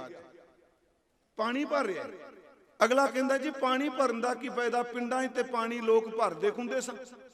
मैं एक बेनती करांगा, बाहरमुखी कर्म इक्को जिहे ने। जिहो जिहा सड़क ते झाड़ू ला रहा, वो गुरु घर झाड़ू ला रहा है। जिहड़ा बाहर जुत्तियां दी दुकान ते जुत्तियां रोज झाड़ के ला रहा, शोकेस विच एक जोड़े खाने च बैठा जोड़ा झाड़ रहा है। बाहर रेस्टोरेंट च लोग भांडे मांजदे आ, इत्थे गुरु संगत दे मांजदे आ। बाहरमुखी कर्म वेखण नूं इक्को है, पर गुरमुखो सेवा वाले कर्म दे विचों जीवन निकलदा है। लोकी पुश्तां तक पानी ढोंदे रहे, पर बाबा अमरदास ने 12 साल गागर ढोई, ओदे विचों 12 बख्शां लैके निमाणियां दा मान गुरु अमरदास बनिया। कर्म तां है, मेरी फिर बेनती सुनियो, कर्म इक्को जी है, सेवा दा, पानी दा, झाड़ू दा, पर नहीं गुरमुखो इस कर्म दे विचों एक करैक्टर निकलदा है, एक आचरण निकलदा है। सिमरन दे नाल जदों सेवा मिलदी है, उहनूं फिर पढ़न दी लोड़ नहीं, उस सेवा विचों जीवन निकलदा है। आप पढ़े लिखे सज्जन बैठे हो, 2 शब्द ने अंग्रेजी दे, क्योंकि इत्थे मैं तां इन्ना पढ़िया पुढ़िया कोई नहीं जे, मैं एक तां पढ़िया सी शब्द, सिर्फ एक शब्द है एजुकेशन, एजुकेशन, दूजा है इंजैक्शन। दोवें शब्द आपां जानदे हां। एजुकेशन का अर्थ असीं आपां करने आ, तलीम कह लो, विद्या कह लो, इल्म कह लो, पढ़ाई कह लो। ते इंजैक्शन आपां सारे जानने आ, बाहरों कुछ अंदर नूं पहुंचाना। उंज वैसे एजुकेशन बारे जिहड़े सूझवान लोग ने, वो डिक्शनरी च ये मिलेगा, एजुकेशन का मतलब ही एक है जिहड़ा अंदर तो बाहर नूं लैके आवे, अंदर तो बाहर नूं प्रगट करे। ਇਹਦਾ मतलब कोई शरीर ऐसा नहीं जिहदे विच परमात्मा धर्म नहीं टिकाया, सिर्फ अंदर तो प्रगट नहीं हो रहा बाहर। गुरमुखो अज धर्म सिर्फ इंजैक्शन बन के रह गए ने। मैं आ कीता तू भी आ करी। गुरमुखो जदों कोई सिमरन करदा है, सिमरन वाले दे अंदरों ही धर्म पैदा हुंदा। सिमरन विचों जिहड़ी दात पैदा हुंदी ओदी कोई कीमत ही नहीं। फिर बेनती है कि धर्म नूं इंजैक्शन दे तौर ते ना ठोकीए। तोरी असी तू सिमरन कर, तू सेवा कर। हुण देखो 7वीं पौड़ी आसां की वार दी, जेड़े सज्जन गुरमुख सुनते आ आसां की वार जां पढ़दे आ, उस 7वीं पौड़ी नाल 2 श्लोक ने। एक श्लोक है खौं विच आया, हौं विच गया। दूजा श्लोक गुरु अंगद देव सच्चे पातशाह, खौमै एका जात है खौमै कर्म कमाए। गुरमुखो इहदे नाल पौड़ी महाराज ने केड़ी लाई जी? हौं विच आया, हौं विच गया, खौमे दा सूचक, हौमै एका जात है। इस नाल जिहड़ी पौड़ी सतगुरां ने लाई जी, वो सेवा दी लाई। उस सेवा विचों एक जीवन निकलिया। हुण वो पौड़ी पौड़ी दा पाठ असीं कर रहे हां। सेव कीती संतोखी जिन्नी सच्चो सच ध्याया। ये हुण एक एक शब्द आप जी ध्यान नाल सुनियो। ये सच ध्याया ते सेवा कीती, ਇਹਦੇ ਵਿੱਚੋਂ ਜੀਵਨ ਨਿਕਲਿਆ। ਸਿਮਰਨ ਤੇ ਸੇਵਾ ਵਿੱਚੋਂ ਆਚਰਨ ਨਿਕਲਦਾ ਹੈ, ਜਿਹਨੂੰ ਅਸੀਂ ਰੂਹਾਨੀ ਜੀਵਨ ਕਹਿੰਦੇ ਹਾਂ। ਮਹਾਰਾਜ ਕਹਿੰਦੇ ਜਿਨ੍ਹਾਂ ਨੇ ਸੱਚ ਨੂੰ ਧਿਆਇਆ, ਸੰਤੋਖ ਵਿੱਚ ਆ ਕੇ ਸੇਵਾ ਕੀਤੀ। ਸੱਚ ਐਵੇਂ ਕਿ ਲਾਲਚ ਨਹੀਂ, ਸੇਵ ਕੀਤੀ ਸੰਤੋਖੀ, ਜਿਨ ਸੱਚੋ ਸੱਚ ਧਿਆਇਆ। ਤੇ ਉਸ ਸੇਵਾ ਵਿੱਚੋਂ ਆਚਰਨ ਕੀ ਨਿਕਲਿਆ? ਉਨੀ ਮੰਦਾ ਪੈਰ ਨਾ ਰੱਖਿਓ। ਉਹਨੂੰ ਕਿਸੇ ਨੇ ਥੋੜਾ ਸਮਝਾਇਆ ਬੁਰੇ ਰਸਤੇ ਤੇ ਨਾ ਤੁਰੀ। ਸਿਮਰਨ ਤੇ ਸੇਵਾ ਵਿੱਚੋਂ ਖਿਆਲ ਜਿਹੜੇ ਪੈਦਾ ਹੋਏ, ਸੱਚ ਇਹ ਵੇ ਸਿਮਰਨ ਤੇ ਸੇਵਾ ਕਰਨ ਵਾਲੇ ਨੂੰ ਅੰਦਰੋਂ ਰੱਬ ਨੇ ਸੋਝੀ ਦੇ ਦਿੱਤੀ, ਉਹ ਬੁਰੇ ਰਸਤੇ ਤੇ ਕਦੀ ਚੱਲਦਾ ਹੀ ਨਹੀਂ। ਕਿ ਇਹ ਆਚਰਨ ਨਹੀਂ, ਇਹ ਸੇਵਾ ਵਿੱਚੋਂ ਨਿਕਲਿਆ, ਕਰਮ ਵਿੱਚੋਂ ਨਿਕਲਿਆ। ਸੇਵ ਕੀਤੀ ਸੰਤੋਖੀ, ਜਿਨ ਸੱਚੋ ਸੱਚ ਧਿਆਇਆ। ਉਹਨੀ ਮੰਦੇ ਪੈਰ ਨਾ ਰੱਖਿਓ, ਕਰ ਸੁਕ੍ਰਿਤ। ਗੁਰਮੁਖੋ ਚੰਗੀ ਕਿਰਤ ਕਰਕੇ, ਬੇਈਮਾਨੀ ਨਾਲ ਨਹੀਂ, ਸੁਕਿਰਤ ਨਾਮ ਦੀ ਕੀਤੀ, ਬੰਦਗੀ ਦੀ ਕੀਤੀ। ਉਹਨਾਂ ਨੇ ਧਰਮ ਨੂੰ ਕਮਾਇਆ, ਕਰ ਸੁਕ੍ਰਿਤ ਧਰਮ ਕਮਾਇਆ। ਮਹਾਰਾਜ ਕਹਿੰਦੇ ਨੇ ਉਹਨਾਂ ਦੁਨੀਆ ਤੋੜੇ ਬੰਦਨਾ, ਅੰਨ ਪਾਣੀ ਥੋੜਾ ਖਾਇਆ। ਹੁਣ ਉਹਨੂੰ ਕਿਸੇ ਨੇ ਡਾਈਟੇਸ਼ਨ ਨੇ ਦੱਸਿਆ ਵੀ ਘੱਟ ਖਾਇਆ ਜੇ, ਸ਼ੂਗਰ ਘੱਟ ਖਾਇਆ ਜੇ, ਆਟਾ ਘੱਟ ਖਾਇਓ। ਉਹ ਨਹੀਂ ਗੁਰਮੁਖੋ, ਸਿਮਰਨ ਕਰਨ ਵਾਲੇ ਦੇ ਅੰਦਰ ਦੀ ਤਸੀਰ ਇਹੋ ਜਿਹੀ ਹੋ ਗਈ, ਕਿਸੇ ਦੇ ਕਹਿਣ ਦੀ ਲੋੜ ਨਹੀਂ। ਉਹਦੀ ਨੀਂਦ ਵੀ ਘੱਟ ਹੋ ਗਈ, ਉਹਦਾ ਬੋਲਣਾ ਵੀ ਘੱਟ ਹੋ ਗਿਆ, ਉਹਦਾ ਖਾਣਾ ਵੀ ਘੱਟ ਹੋ ਗਿਆ। ਇਹ ਕਿੱਥੋਂ ਨਿਕਲਿਆ? ਇਹ ਸੇਵਾ ਚੋਂ ਨਿਕਲਿਆ। ਆਪ ਬਹੁਤ ਵੱਡੀ ਗਿਣਤੀ 'ਚ ਬੈਠੇ ਹੋ, ਕਿਉਂਕਿ ਪ੍ਰਚਾਰਕ ਆ ਨਾ। ਮੈਂ ਇੱਕੋ ਦੁਹਾਈ ਦਿਆਂਗਾ, ਸਿੱਖੀ ਦਾ ਭਲਾ ਸੋਚਨੇ ਆ ਨਾ, ਮਾਨਵਤਾ ਦਾ ਭਲਾ ਕਹੋ। ਸਿੱਖੀ ਕੇਵਲ ਇੱਕ ਕਮਿਊਨਿਟੀ ਦਾ ਭਲਾ ਨਹੀਂ ਮੰਗਦੀ, ਸਿੱਖੀ ਸਮੁੱਚੀ ਮਾਨਵਤਾ ਦਾ ਭਲਾ ਮੰਗਦੀ ਏ। ਜੇ ਸਮੁੱਚੀ ਮਾਨਵਤਾ ਦਾ ਭਲਾ ਚਾਹੁੰਦੇ ਹੋ ਤੇ ਸਿਮਰਨ ਸੇਵਾ ਨਾਲ ਜ਼ਰੂਰ ਆਪਾਂ ਜੁੜੀਏ, ਕਿਉਂਕਿ ਸਰਬੱਤ ਦਾ ਭਲਾ ਨਾਮ ਤੋਂ ਬਿਨਾਂ ਹੋ ਹੀ ਨਹੀਂ ਸਕਦਾ। ਰੋਜ਼ ਪੜ੍ਹਦੇ ਹੋ ਨਾਨਕ ਨਾਮ ਚੜ੍ਹਦੀ ਕਲਾ, ਤੇ ਨਾਮ ਨਹੀਂ ਤੇ ਚੜ੍ਹਦੀ ਕਲਾ ਕਰਨੀ। ਤੇਰੇ ਭਾਣੇ ਸਰਬੱਤ ਦਾ ਭਲਾ। ਮੈਂ ਫਿਰ ਵਿਸ਼ੇ ਤੇ ਆਵਾਂ, ਕਿਉਂਕਿ ਸਮਾਂ ਮੇਰਾ ਹੋ ਚੁੱਕਾ ਹੈ। ਸੇਵ ਕੀਤੀ ਸੰਤੋਖੀ, ਜਿਨ ਸੱਚੋ ਸੱਚ ਧਿਆਇਆ। ਉਹਨੀ ਮੰਦਾ ਪੈਰ ਨਾ ਰੱਖਿਓ, ਕਰ ਸੁਕ੍ਰਿਤ ਧਰਮ ਕਮਾਇਆ। ਉਹਨੀ ਦੁਨੀਆ ਤੋੜੇ ਬੰਦਨਾ, ਅੰਨ ਪਾਣੀ ਥੋੜਾ ਖਾਇਆ। ਤੂੰ ਬਖਸ਼ੀਸੀ ਅਗਲਾ ਨਿਤ ਦੇਵਹਿ, ਚੜਾ ਸਵਾਇਆ ਵਡਿਆਈ ਵੱਡਾ ਪਾਇਆ। ਇੱਕ ਦਿਨ ਸਿਮਰਨ ਕਰਨ ਵਾਲਾ ਵਡਿਆਈਆਂ ਕਰਦਾ, ਵੱਡੇ ਨੂੰ ਪਾ ਜਾਂਦਾ ਹੈ। ਮੈਂ ਆਪ ਨੂੰ ਬੇਨਤੀ ਕਰਾਂ, ਸਿਮਰਨ। ਦੂਜੀ ਗੱਲ, ਮਹਾਂਪੁਰਖਾਂ ਨੇ ਲਿਖੀ ਬਾਬਾ ਜੀ ਬਾਰੇ ਸੇਵਾ। ਉਹਨਾਂ ਸਿੱਖੀ ਦੇ 3 ਸਤੰਭ ਲਿਖੇ। ਇਸ ਤੋਂ ਤੀਜਾ ਸ਼ਬਦ ਹੈ ਕੁਰਬਾਨੀ। ਯਾਦ ਰੱਖਿਓ, ਕੁਰਬਾਨੀ ਸ਼ਬਦ, ਕੁਰਬਾਨੀ ਸ਼ਬਦ ਬਹੁਤ ਗਹਿਰੇ ਅਰਥ ਰੱਖਦਾ ਹੈ। ਆਪ ਜੀ ਸਨਮਾਨਯੋਗ ਬਾਬਾ ਚਰਨ ਸਿੰਘ ਜੀ ਦੀ ਸ਼ਹਾਦਤ ਨੂੰ ਸਮਰਪਿਤ ਇਸ ਦੀਵਾਨ ਦੀ ਹਾਜ਼ਰੀ ਭਰ ਰਹੇ। ਮੈਂ ਪਰਸੋਂ ਜਲੰਧਰ ਚੌਥ ਕਥਾ ਕੀਤੀ। ਸ਼ਹੀਦ ਲਫ਼ਜ਼ ਪੂਰੇ ਗੁਰੂ ਗ੍ਰੰਥ ਸਾਹਿਬ ਵਿੱਚ ਸਿਰਫ 2 ਵਾਰੀ ਆਇਆ, ਬਾਕੀ ਕਿਤੇ ਸ਼ਹੀਦ ਸ਼ਬਦ ਆਏ ਹੀ ਨਹੀਂ। ਇੱਕ ਸ਼ਬਦ ਗੁਰੂ ਨਾਨਕ ਸਾਹਿਬ ਜੀ ਨੇ ਵਰਤਿਆ, ਪੀਰ ਪੈਗੰਬਰ ਸਾਲਕ ਸਾਧਕ ਸੌਦੇ ਔਰ ਸ਼ਹੀਦ। ਇੱਕ ਸ਼ਬਦ ਭਗਤ ਰਵਿਦਾਸ ਸਾਹਿਬ ਮਹਾਰਾਜ ਜੀ ਨੇ ਵਰਤਿਆ, ਸ਼ਹੀਦ ਪੀਰਾ। ਉਹ ਉਹਨਾਂ ਦੀ ਬਾਣੀ ਵਿੱਚ ਹੈ। ਸ਼ਹੀਦ ਲਫ਼ਜ਼ ਦੀ ਵਰਤੋਂ ਪੂਰੇ ਗੁਰੂ ਗ੍ਰੰਥ ਸਾਹਿਬ ਸੱਚੇ ਪਾਤਸ਼ਾਹ ਜੀ ਨੇ ਸਿਰਫ 2 ਵਾਰੀ ਕੀਤੀ। ਮੈਂ ਇਹ ਬੇਨਤੀ ਤਾਂ ਕਰ ਲੱਗਾ, ਜੇ ਸ਼ਬਦ ਮਰੇ ਵੀ ਵਰਤਿਆ ਜਾਂਦਾ ਹੈ ਨਾ, ਇਹ ਮਤ ਸਮਝਣਾ ਵੀ ਸ਼ਹੀਦ ਦੀ ਤੋਹੀਨ ਹੋ ਗਈ, ਕਿਉਂਕਿ ਮਰੇ ਸ਼ਬਦ ਨੂੰ ਜ਼ਿਆਦਾ ਪ੍ਰਵਾਨ ਕੀਤਾ ਗੁਰੂ ਗ੍ਰੰਥ ਸਾਹਿਬ 'ਚ। ਪਰ ਆਪਾਂ ਲਫ਼ਜ਼ ਵਰਤਾਂਗੇ, ਸ਼ਹੀਦ ਲਫ਼ਜ਼ ਅਰਬੀ 'ਚੋਂ ਆਇਆ ਜੀ, ਤੇ ਪੰਜਾਬੀ ਵਿੱਚ ਆਉਂਦਿਆਂ ਆਉਂਦਿਆਂ ਜਿਹੜਾ ਦਾ ਨਵਾਂ ਰੂਪ ਧਾਰਨ ਕਰ ਗਿਆ, ਉਹਨੂੰ ਅਸੀਂ ਸ਼ਹੀਦੀ ਕਹਿੰਦੇ ਹਾਂ। ਅਰਬੀ ਵਿੱਚ ਸ਼ਹੀਦੀ ਸ਼ਬਦ ਨਹੀਂ ਹੈਗਾ। ਅਰਬੀ ਵਿੱਚ ਸਿਰਫ ਸ਼ਹੀਦ ਔਰ ਸ਼ਹਾਦਤ ਹੀ ਲਫ਼ਜ਼ ਹੈ। ਪਰ ਜਦੋਂ ਪੰਜਾਬੀ ਨੇ ਇਹਨੂੰ ਸਵੀਕਾਰ ਕਰ ਲਿਆ, ਅਸੀਂ ਆਪਣੀ ਭਾਸ਼ਾ 'ਚ ਇਹਨੂੰ ਮਿਲਾ ਲਿਆ, ਤੇ ਅਸੀਂ ਇੱਕ ਨਵਾਂ ਸ਼ਬਦ ਦੇ ਦਿੱਤਾ, ਸ਼ਹੀਦੀ। ਪਰ ਉਹਦੇ ਅਰਥ ਵੀ ਅਸੀਂ ਸ਼ਹੀਦ ਨਾਲ ਜੋੜ। ਸ਼ਹੀਦ ਦਾ ਲਫ਼ਜ਼ੀ ਅਰਥ ਹੈ ਗਵਾਹ, ਤੇ ਸ਼ਹਾਦਤ ਦਾ ਅਰਥ ਹੈ ਗਵਾਹੀ। ਉਂਝ ਗੁਰਮੁਖੋ ਯਾਦ ਰੱਖਿਓ, ਮਰਨਾ ਸ਼ਬਦ ਵੀ ਬੜੇ ਕਮਾਲ ਦਾ ਹੈ। ਮਰਨਾ ਸਭ ਨੇ ਹੈ, ਪਰ ਮਰਨ ਵਿੱਚ ਬੜਾ ਅੰਤਰ ਹੈ। ਇਸੇ ਕਰਕੇ ਬਾਬਾ ਜੀ ਨੇ ਕਿਹਾ, ਫਰਮਾਇਆ ਕਿ ਮਰਤਾ ਮਰਤਾ ਜਗ ਮੁਆ। ਮਰਨ ਦੀ ਵੀ ਕੋਈ ਜਾਂਚ ਹੁੰਦੀ ਹੈ। ਮਰਨ ਤੇ ਸਵਾਸ ਨਿਕਲੇ, ਅੰਦਰੋਂ ਜਿੰਦ ਨਿਕਲੀ, ਕਹਾਣੀ ਖਤਮ ਹੋ ਗਈ। ਪਰ ਗੁਰੂ ਗ੍ਰੰਥ ਸਾਹਿਬ ਕਹਿੰਦੇ ਨਹੀਂ, ਮਰਦੇ ਲੋਕ ਰੋਜ਼ ਨੇ, ਪਰ ਮਰਨ ਦੀ ਜਾਂਚ ਨਹੀਂ ਆਈ। ਮਰਤਾ ਮਰਤਾ ਜਗ ਮੁਆ, ਮਰ ਪੀ ਨਾ ਜਾਣਿਆ ਕੋਏ ਐਸ ਇਹ ਜਾਣਿਆ ਪਾਠ ਕਰਨ ਵਾਲੇ ਪਤਾ ਹੈ ਸ਼ਲੋਕ ਦੋ ਵਾਰੀ ਆਉਂਦਾ ਹੈ।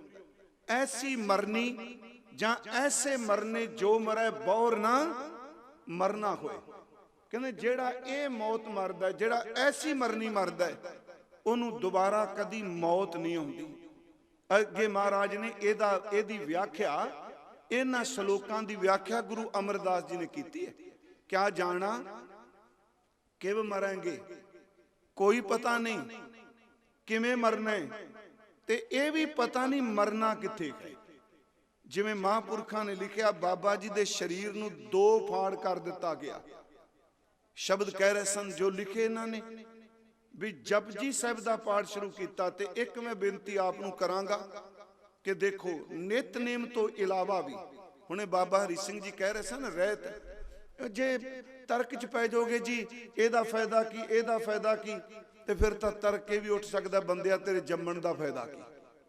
ਤਰਕ ਦੀ ਨਹੀਂ, ਆਪਣੇ ਪਾਠ ਤੋਂ ਇਲਾਵਾ ਜਪਜੀ ਸਾਹਿਬ ਦਾ ਪਾਠ, ਇਤਿਹਾਸ ਕਹਿੰਦਾ ਹੈ ਸਾਡੇ ਸ਼ਹੀਦਾਂ ਨੇ, ਗੁਰੂ ਕੇ ਮੁਰੀਦਾਂ ਨੇ, ਭਗਤਾਂ ਨੇ, ਮਹਾਂਪੁਰਖਾਂ ਨੇ ਆਪਣਾ ਚੋਲਾ ਛੱਡਣ ਲੱਗਿਆ ਜਪਜੀ ਸਾਹਿਬ ਦਾ ਪਾਠ ਹੀ ਕੀਤਾ ਹੈ। ਗੁਰੂ ਨਾਨਕ ਸਾਹਿਬ ਜੀ ਬਾਰੇ ਜਪਜੀ ਦੇ ਪਾਠ ਦਾ ਹਵਾਲਾ ਦਿੰਦੇ ਨੇ ਇਤਿਹਾਸਕਾਰ। ਬਾਬਾ ਬੁੱਢਾ ਸਾਹਿਬ ਜੀ ਦੀ 125 ਸਾਲ ਉਮਰ ਸੀ, 113 ਸਾਲ ਉਹਨਾਂ ਸਿੱਖੀ ਕਮਾਈ ਹੈ। ਧੰਨ ਬਾਬਾ ਬੁੱਢਾ ਸਾਹਿਬ ਜੀ। ਚਲੋ ਜਿਸ ਥਾਂ ਨਾਲ ਸੰਬੰਧ ਸਨ ਬਾਬਾ ਚਰਨ ਸਿੰਘ ਜੀ, ਬਾਬਾ ਖੜਕ ਸਿੰਘ ਜੀ ਤੋਂ ਬੀੜ ਬਾਬਾ ਬੁੱਢਾ ਸਾਹਿਬ। ਬਾਬਾ ਬੁੱਢਾ ਸਾਹਿਬ, ਉਹਨਾਂ ਦਾ ਜਨਮ 1506 ਨੂੰ ਹੋਇਆ ਹੈ, ਉਹਨਾਂ ਦਾ ਅਕਾਲ ਚਲਾਣਾ 1631 ਨੂੰ ਹੋਇਆ ਹੈ। 125 ਸਾਲਾਂ ਵਿੱਚ 113 ਸਾਲ ਉਹਨਾਂ ਸਿੱਖੀ ਕਮਾਈ ਹੈ ਗੁਰੂ ਨਾਨਕ ਸਾਹਿਬ ਦੀ। 12 ਸਾਲ ਦੀ ਉਮਰ ਚ ਹਜ਼ੂਰ ਨੂੰ ਮਿਲੇ, 113 ਸਾਲ ਸਿੱਖੀ ਕਮਾਈ, 125 ਸਾਲ ਜਿਸ ਦਿਨ ਉਹਨਾਂ ਚੋਲਾ ਛੱਡਿਆ ਗੁਰਮੁਖੋ ਰਮਦਾਸ, ਉਹਨਾਂ ਨੇ ਅੰਮ੍ਰਿਤ ਵੇਲੇ ਆਪ ਬੋਲ ਕੇ ਜਪਜੀ ਸਾਹਿਬ ਦਾ ਪਾਠ ਗੁਰੂ ਹਰਗੋਬਿੰਦ ਸਾਹਿਬ ਦੇ ਸਾਹਮਣੇ ਕੀਤਾ। ਕੀਤੀ ਛੁੱਟੀ ਨਾਲ ਕਹਿ ਕੇ ਚੋਲਾ ਤਿਆਗਿਆ। ਭਾਈ ਗੁਰਦਾਸ ਸਾਹਿਬ, ਕਿਉਂਕਿ ਇਹਨਾਂ ਗੁਰਮੁਖਾਂ ਜੋ ਲਿਖਿਆ ਮੇਰੇ ਤੱਕ ਤੇ ਲਿਖਤੀ ਹੈ ਨਾ ਜੀ, ਕਿ ਬਾਬਾ ਜੀ ਨੇ ਜਪਜੀ ਸਾਹਿਬ ਦਾ ਪਾਠ ਕੀਤਾ। ਪਰ ਯਾਦ ਰੱਖਿਓ, ਜਦੋਂ ਕੋਈ ਸੱਚ ਦੇ ਮਾਰਗ ਤੇ ਸ਼ਹੀਦ ਹੁੰਦਾ ਹੈ, ਵਕਤੀ ਤੌਰ ਤੇ ਇਤਿਹਾਸ ਉਹਨੂੰ ਧੁੰਦਲਿਆਂ ਕਰਨ ਦਾ ਯਤਨ ਕਰਦਾ ਹੈ, ਪਰ ਸਮਾਂ ਬੜਾ ਬਲਵਾਨ ਜੇ, ਵਕਤ ਨਿਕਲਣ ਦੇ ਨਾਲ ਜ਼ੁਲਮ ਕਰਨ ਵਾਲਿਆਂ ਦਾ ਨਾਮੋ ਨਿਸ਼ਾਨ ਮਿਟ ਜਾਂਦਾ ਹੈ। ਜਿਹਦੇ ਤੇ ਜ਼ੁਲਮ ਕੀਤਾ ਜਾਂਦਾ ਉਹਦਾ ਨਾਮ ਸਦੀਵ ਕਾਲ ਵਾਸਤੇ ਰਹਿੰਦਾ ਹੈ।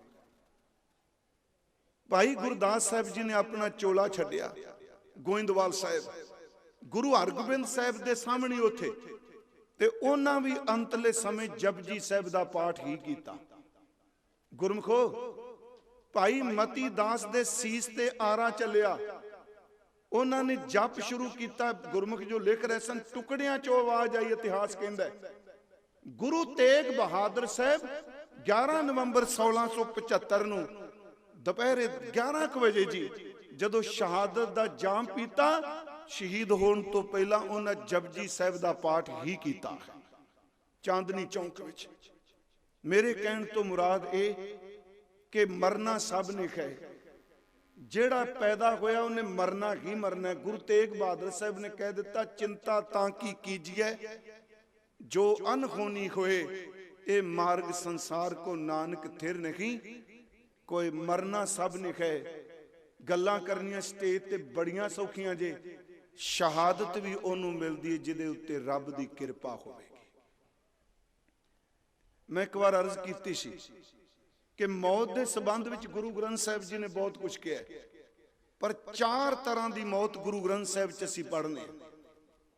ਇੱਕ ਮੌਤ ਹੈ ਫਿਜ਼ੀਕਲ ਤੌਰ ਤੇ ਮਰ ਜਾਣਾ, ਸਰੀਰਕ ਮੌਤ। ਦੂਜੀ ਮੌਤ ਹੈ ਸਰੀਰ ਜਿਉਂਦਾ ਨਾਮ ਭੁੱਲ ਜਾਣਾ, ਉਹ ਵੀ ਮੁਰਦਾ ਹੈ। ਤੀਸਰਾ ਹੈ ਕਿ ਸੱਚ ਇਹ ਵੇ ਕਿ ਸ਼ਬਦ ਵਿੱਚ ਮਰ ਜਾਣਾ, ਸ਼ਬਦ ਮਰੋ ਫਿਰ ਜੀਵੋ ਸਾਦਗੀ, ਤਾਂ ਫਿਰ ਮਰ ਨਾ ਹੋਈ। ਚੌਥੀ ਮੌਤ ਸੰਤ ਜਰਨੈਲ ਸਿੰਘ ਕਹਿੰਦੇ ਸਨ, ਜਿਸ ਬੰਦੇ ਦੀ ਜ਼ਮੀਰ ਮਰ ਜਾਏ ਸਮਝੋ ਦੀ ਮੌਤ ਹੋ ਗਈ। ਪਰ ਇੱਕ ਮੌਤ ਹੈ ਕਿ ਜਿਹਦੇ ਵਿੱਚ ਸਿਰਫ ਉਹ ਸ਼ਹਾਦਤ ਵਾਲੇ ਦੇ ਨਾਂ ਹੈ, ਮਰਨ ਮੁਨਸਾਂ, ਸੂਰਿਆਂ, ਹੱਕ ਹੈ।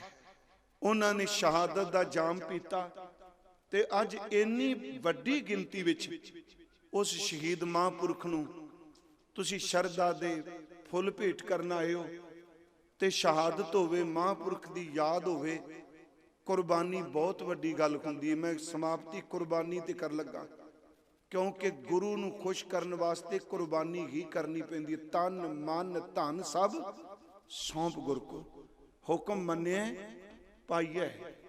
ਜੋ ਹੈ ਉਹ ਗੁਰੂ ਨੂੰ ਸਮਰਪਿਤ ਕਰ ਦੇਣਾ, ਗੁਰੂ ਦੇ ਹੁਕਮ ਨੂੰ ਸੱਤ ਕਰਕੇ ਮੰਨਣਾ। ਕੁਰਬਾਨੀ ਦੇ ਬੀਜ ਵਿੱਚੋਂ ਜਿਹੜਾ ਰੁੱਖ ਨਿਕਲਦਾ ਨਾ, ਉਹ ਕਦੀ ਵੀ ਖਤਮ ਨਹੀਂ ਹੁੰਦਾ। ਫਿਰ ਬੇਨਤੀ ਸੁਣਿਓ, ਅਸੀਂ ਕਣਕ ਦਾ ਛੱਟਾ ਦਈਏ, ਕੇਰਾ ਕਰੀਏ, ਜਦੋਂ ਉਹ ਦਾਣਾ ਆਪਣੇ ਆਪ ਨੂੰ ਕੁਰਬਾਨ ਕਰ ਜਾਂਦਾ ਨਾ ਮਿੱਟੀ ਵਿੱਚੋਂ, ਉਹਦੇ ਵਿੱਚੋਂ ਜਿਹੜਾ ਪੇਡਾ ਨਿਕਲਦਾ, ਉਹਦੇ ਵਰਗੇ ਕਿੰਨੇ ਦਾਣੇ ਪੈਦਾ ਕਰ ਦਿੰਦਾ। ਕੁਰਬਾਨੀ ਜਿਵੇਂ ਇੱਕ ਬੀਜ ਆਪਣਾ ਖੋਲ ਆਪਣਾ ਆਪ ਮਿਟਾ ਦਿੰਦਾ ਹੈ, ਉਹਦੇ ਵਿੱਚੋਂ ਨਿਕਲਿਆ ਹੋਇਆ ਪੇਡਾ ਸਦੀਆਂ ਤੱਕ ਜਿਉਂਦਾ ਹੈ। ਜਦੋਂ ਕੋਈ ਮਹਾਂਪੁਰਖ ਆਪਣੀ ਕੁਰਬਾਨੀ ਕਰਦਾ ਹੈ, ਉਹਦੀ ਕੁਰਬਾਨੀ ਵਿੱਚੋਂ ਜਿਹੜੀ ਸੇਧ ਮਿਲਦੀ, ਉਹ ਜੁਗੋ ਜੁਗ ਅਟਲ ਹੀ ਰਹਿੰਦੀ ਹੁੰਦੀ ਹੈ। ਅਸੀਂ ਅੱਜ ਉਹਨਾਂ ਨੂੰ ਯਾਦ ਕਰ ਰਹੇ ਹਾਂ। ਮੇਰੇ ਤੋਂ ਬੋਲਦਿਆਂ ਬੇਅੰਤ ਭੁੱਲਾਂ ਹੋਈਆਂ ਨੇ। ਬਾਬਾ ਜੀ ਨੇ ਕਿਹਾ ਸੀ ਘੰਟਾ ਸਮਾਂ, ਤੇ ਪਹਿਲੀ ਵਾਰੀ ਮੈਂ ਆਇਆ, ਬੜੀ ਵਾਰੀ ਪ੍ਰੋਗਰਾਮ ਬਣਾਉਂਦੇ ਰਹੇ, ਪਰ ਸਮਾਂ ਨਹੀਂ ਸੀ ਮਿਲਦਾ। ਏਡਾ ਵੱਡਾ ਇਕੱਠ, ਏਡੀ ਵੱਡੀ ਇਕਾਗਰਤਾ। ਦੂਜੀ ਬੇਨਤੀ, ਗੁਰਮਖੋ ਆਪੋ ਦਾ ਮਹੀਨਾ ਚੜ੍ਹਨ ਵਾਲਾ ਹੈ, ਸਤਿਗੁਰਾਂ ਦੇ ਲਾਲਾਂ ਦੇ ਸ਼ਹਾਦਤਾਂ ਵਾਲੇ ਦਿਨ ਆਉਣ ਵਾਲੇ ਆ। 8 ਤਰੀਕ ਨੂੰ ਗੁਰੂ ਤੇਗ ਬਹਾਦਰ ਸਾਹਿਬ ਦੀ ਸ਼ਹੀਦੀ ਦੇਣ ਹੈ, 7 ਤਰੀਕ ਨੂੰ 3 ਸਿੱਖਾਂ ਦਾ ਸ਼ਹੀਦੀ ਦੇਣ ਹੈ। ਹੱਥ ਜੋੜ ਕੇ ਬੇਨਤੀ, ਜਿਨ੍ਹਾਂ ਅੰਮ੍ਰਿਤ ਪਾਨ ਨਹੀਂ ਕੀਤਾ, ਗੁਰੂ ਗੋਬਿੰਦ ਸਿੰਘ ਜੀ ਦੀ ਅੰਮ੍ਰਿਤ ਦੀ ਦਾਤ ਲਈਏ ਤੇ ਰਹਿਤ ਦੇ ਦਾਤੇ ਨੂੰ ਬੇਨਤੀ ਕਰੀਏ, ਸਾਨੂੰ ਰਹਿਤ ਰੱਖਣ ਦੀ ਦਾਤ ਬਖਸ਼, ਨਿਤ ਨੇ ਵੱਧ ਤੋਂ ਵੱਧ ਕਰੀਏ। ਸਮੁੱਚੇ ਪ੍ਰਬੰਧ ਦਾ ਮੈਂ ਆਪਣੇ ਵੀਰ ਸਰਦਾਰ ਨਿਧੜਕ ਸਿੰਘ ਜੀ ਬਰਾੜ, ਜਿਹੜੇ ਮੈਨੂੰ ਮੇਰੇ ਨਾਲ ਪਿਆਰ ਵੀ ਕਰਦੇ ਆ, ਤੇ ਇਹਨਾਂ ਦਾ ਵੀ ਧੰਨਵਾਦ, ਕਿਉਂਕਿ ਇਹਨਾਂ ਦਾ ਫੋਨ ਕੱਲ ਪਰਸੋਂ ਤੋਂ ਆ ਰਿਹਾ ਸੀ। ਬਾਬਾ ਗੁਰਨਾਮ ਸਿੰਘ ਜੀ, ਆਪ ਜੀ ਦਾ, ਜਿੰਨੇ ਗੁਰਮੁਖ ਆਪ ਜੀ ਬੈਠੇ ਹੋ ਜੀ, ਸਭ ਦਾ ਧੰਨਵਾਦ। ਰੱਬ ਜੀ ਸਾਰੀ ਮਾਨਵਤਾ ਦਾ ਭਲਾ ਕਰਿਓ, ਸਰਬੱਤ ਦਾ ਭਲਾ ਹੋਵੇ। ਵਾਹਿਗੁਰੂ ਜੀ ਕਾ ਖਾਲਸਾ, ਵਾਹਿਗੁਰੂ ਜੀ। बोले सोने हाल